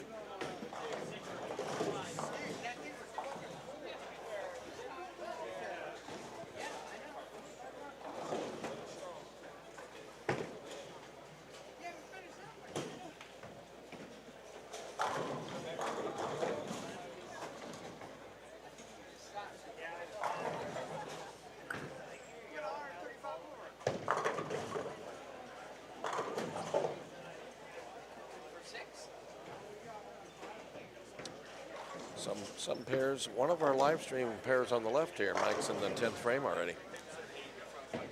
Yeah. Actually, they're all in the 10th frame except for 17 and 18. They are, and there's no way we're going to be able to get what the number is going to be. I mean, we can get close, but this thing's not going to be tabulated for at least 30 minutes after we go off the air. Yep. So the standings will be updated in the folder that's pinned at the top of the chat. But I would say that, I mean, how many duplicates do we have? Do we even know? Well, we got Was Bloomquist? right now we've got 4 out of the 6 duplicates right now. Right, but how many were above the line? Oh, that's true, because Darren was above the line, and so was Tom Hess. So Bloomquist. And so was Craig, and so really there's only one duplicate affecting things as of Game 6, and that's Brendan So- Ceramic at plus 44. Bloomquist, Krajan, Hess maybe. Yeah, yeah. And what was it? What was the other reentry?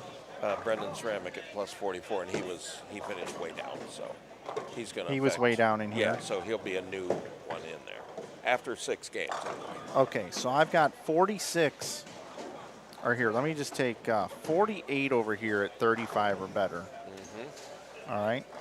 And there is 14 here at 35 or better. So that's 62. Yep, So we so need you to go got- back 2 more spots. Yep. So that brings me down to 21 here. And that's not counting the duplicate? So right, so this right here would be the cut at 21, right? Yeah. Now, are there 2 Krajans above the number? Yeah. Okay, so that brings it down to 19. Okay. Are there 2 Bloomquists above Yep, the number? Yep. Yep.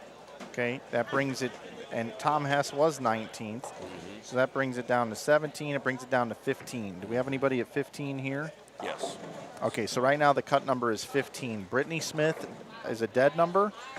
But Trey 15. Van Wyk is going to go up past that, so the Okay. cut number is going to go up. I mean, Okay. but theoretically, because somebody could go down. So right now yeah. the cut number is 15.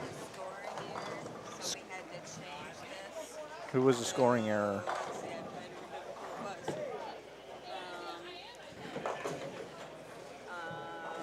I don't think it's changed. I don't think it's changed anything on our end.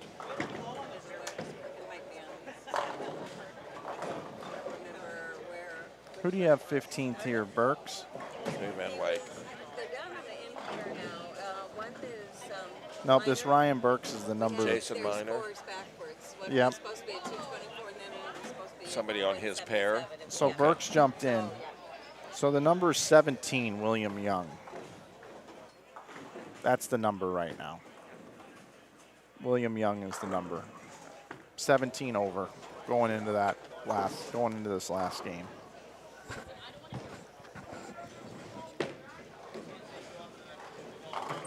That's it, 17 over. Yeah, that number, we kind of thought it would fall in that 24 to 35, but it's gone backwards a little bit more now again, barring 3 or 4 people shooting at 240 or 250 to come from out of there to affect it big time. Yeah, and Alexis is already in my name in my number, so that one doesn't matter. No.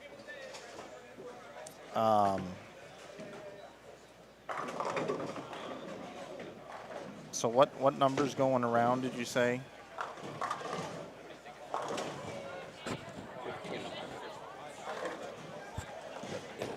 A little bit higher, yeah.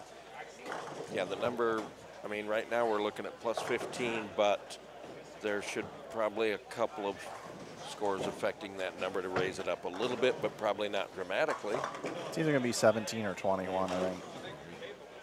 17, more than likely.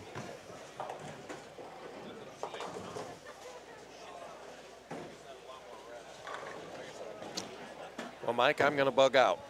Thanks, brother. Yep. Appreciate you sitting in with me. Yep, I enjoyed spending time with you like always, Mike. You do a great job and great service to our sport, and this takes a lot of effort in the setup and the tear down and the travel, and I don't know how you do it, but I appreciate you doing it. Yeah, it's no problem, man. All right, Eric, I'll see you tomorrow. I will be here. We'll be covering the tournament a little bit more like a real bowling tournament, other than a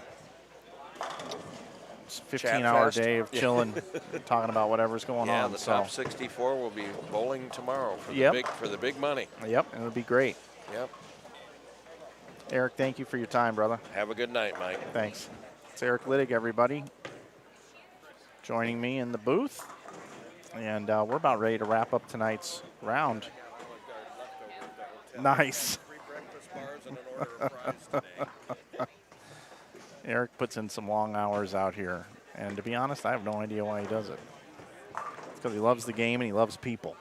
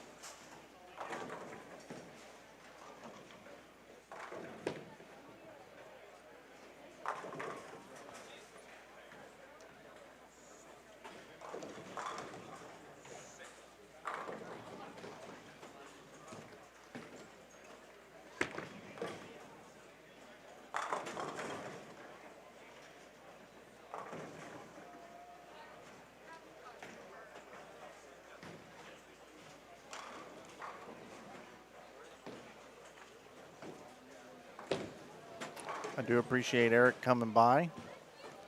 And folks, I haven't done a reset in a little while, and as we get ready to go off the air, please support our sponsors that support this event if you can. If you're in the area, or you can do something to support these sponsors. Some of them you don't have to be in the area. But I want to run through them again. I want to thank Ebonite for being the title sponsor of this event. They've been on board for a few years now, and the folks at Ebonite up at Brunswick Corporation have really supported the Greater Iowa Bowling Association for quite a long time. So if you're looking for a new bowling ball or a new product, check out the Brunswick family of brands and their flagship brand here put on this tournament, Ebonite. One interesting thing about Ebonite is they've seemed to keep the staffers the longest, like the Cal Ripkins or the Derek Jeters or the George Bretts or the players that stay with one team their entire franchise. Think about it. Tommy Jones, Jason Couch, Mike Shady, Mike Albee, Earl Anthony over the years all stay with Ebonite the entire time. Kind of cool to think about. Also want to thank the Waterloo Convention and Visitors Bureau, the Convention and Visitors Bureau. If you are in Waterloo or you're thinking about a little mini vacation and you're near the Waterloo area, they got a lot of great things to do up here in Waterloo. So check it out. Make sure you stop by Waterloo, support the local economy.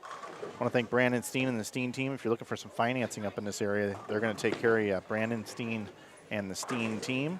I want to thank I Am Bowling out of Las Vegas. Makes bowling jerseys. You can save 25% at GIBA is your coupon code. GIBA, 25% off at I Am Bowling. Also want to thank our official beverage partner, Budweiser and Bud Light. Remember to always drink responsibly. Great restaurant here in town called The Other Place. The one on Ridgeway sponsors this event. Make sure you check out The Other Place, the OP restaurant on Ridgeway. And when you're filling up your gas tank or stopping that Convenience Mart, make sure when you do, you make sure you stop at a Kwik Star or a Kwik Trip as they support this event. That's where I always fill up before I get out of town. And then our official hotel sponsor, the Hampton Inn. Those are the folks that support this event. You should support them as well. And also here, if you want to support what we do at Inside Bowling from a streaming perspective and broadcast perspective, if you like what we do, you can help us out by going over to InsideBowling.com and picking up some merch, or also our full online pro shop we have available now. You can buy balls, bags, shoes, everything else at InsideBowling.com. You can save 15% off all the apparel and the hoodies and the tees and all that kind of stuff with coupon code YouTube. That's good year-round.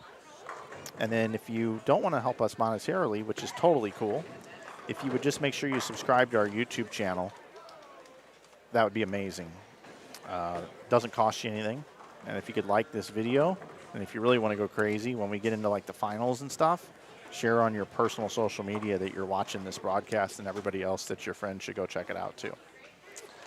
Okay, that's kind of the how you pay the rent around here is that way. So we do appreciate it. Appreciate the super chat tonight as well. That was cool. And with that, we got a couple balls left here. I'm going to go off the air. The final cut number we'll post on Inside Bowling Twitter and on Facebook. Probably Instagram too, but check those two first. And then you can also bookmark that link I have at the top of the chat. Don't lose it. Grab it now, and you can save that, and then you'll be able to see what the cut number is a little bit later. Okay. Okay. We got that worked out. Our next broadcast time is tomorrow morning, 9 a.m. Central, 9 a.m. Central for the round of 64, not 68, 64. And I'm telling you, I think that cut number is going to be 17. That's what I predict the cut number to be, is 17. I'm going to be real close with that number. So that is going to do it for tonight's broadcast. I'm not going to bring it into the booth. But you guys all know who I am. You guys all have printout 8.5 by 11s laminated probably somewhere in your home. You can just look at that instead of looking at the screen. So I do appreciate everybody being here with me for these bowling tournaments that I've been streaming for over 10 years here on this network. It is greatly appreciated. I can't believe if somebody would have told me when I was 13 years old starting to fall in love with bowling that one day I would plug in a bunch of computers and broadcast bowling tournaments and people would listen to me talk. I'd have told them they were crazy. So it is an honor and a privilege to bring you these events, and hopefully you learn something. And I know it's the weekend and you guys work all the time, and to dedicate some of your free time and spend it with me, very humbled by that. So that's going to do it for tonight. You've been watching continuing coverage of the 2024 Ebonite Winter Classic here from Waterloo, Iowa. Cadillac XPC, the Amy family, taking care of bowlers in both of their locations up here and promoting bowling at the highest level, at the competitive level. This is the 25th major event on the Greater Iowa Bowling Association Tour. We want to thank Joe Engelkiss, Rosie Engelkiss, Jennifer Wittenberg, and everybody else, even Greg Engelkiss, who works on the website, for all the work that they do to put on these great events.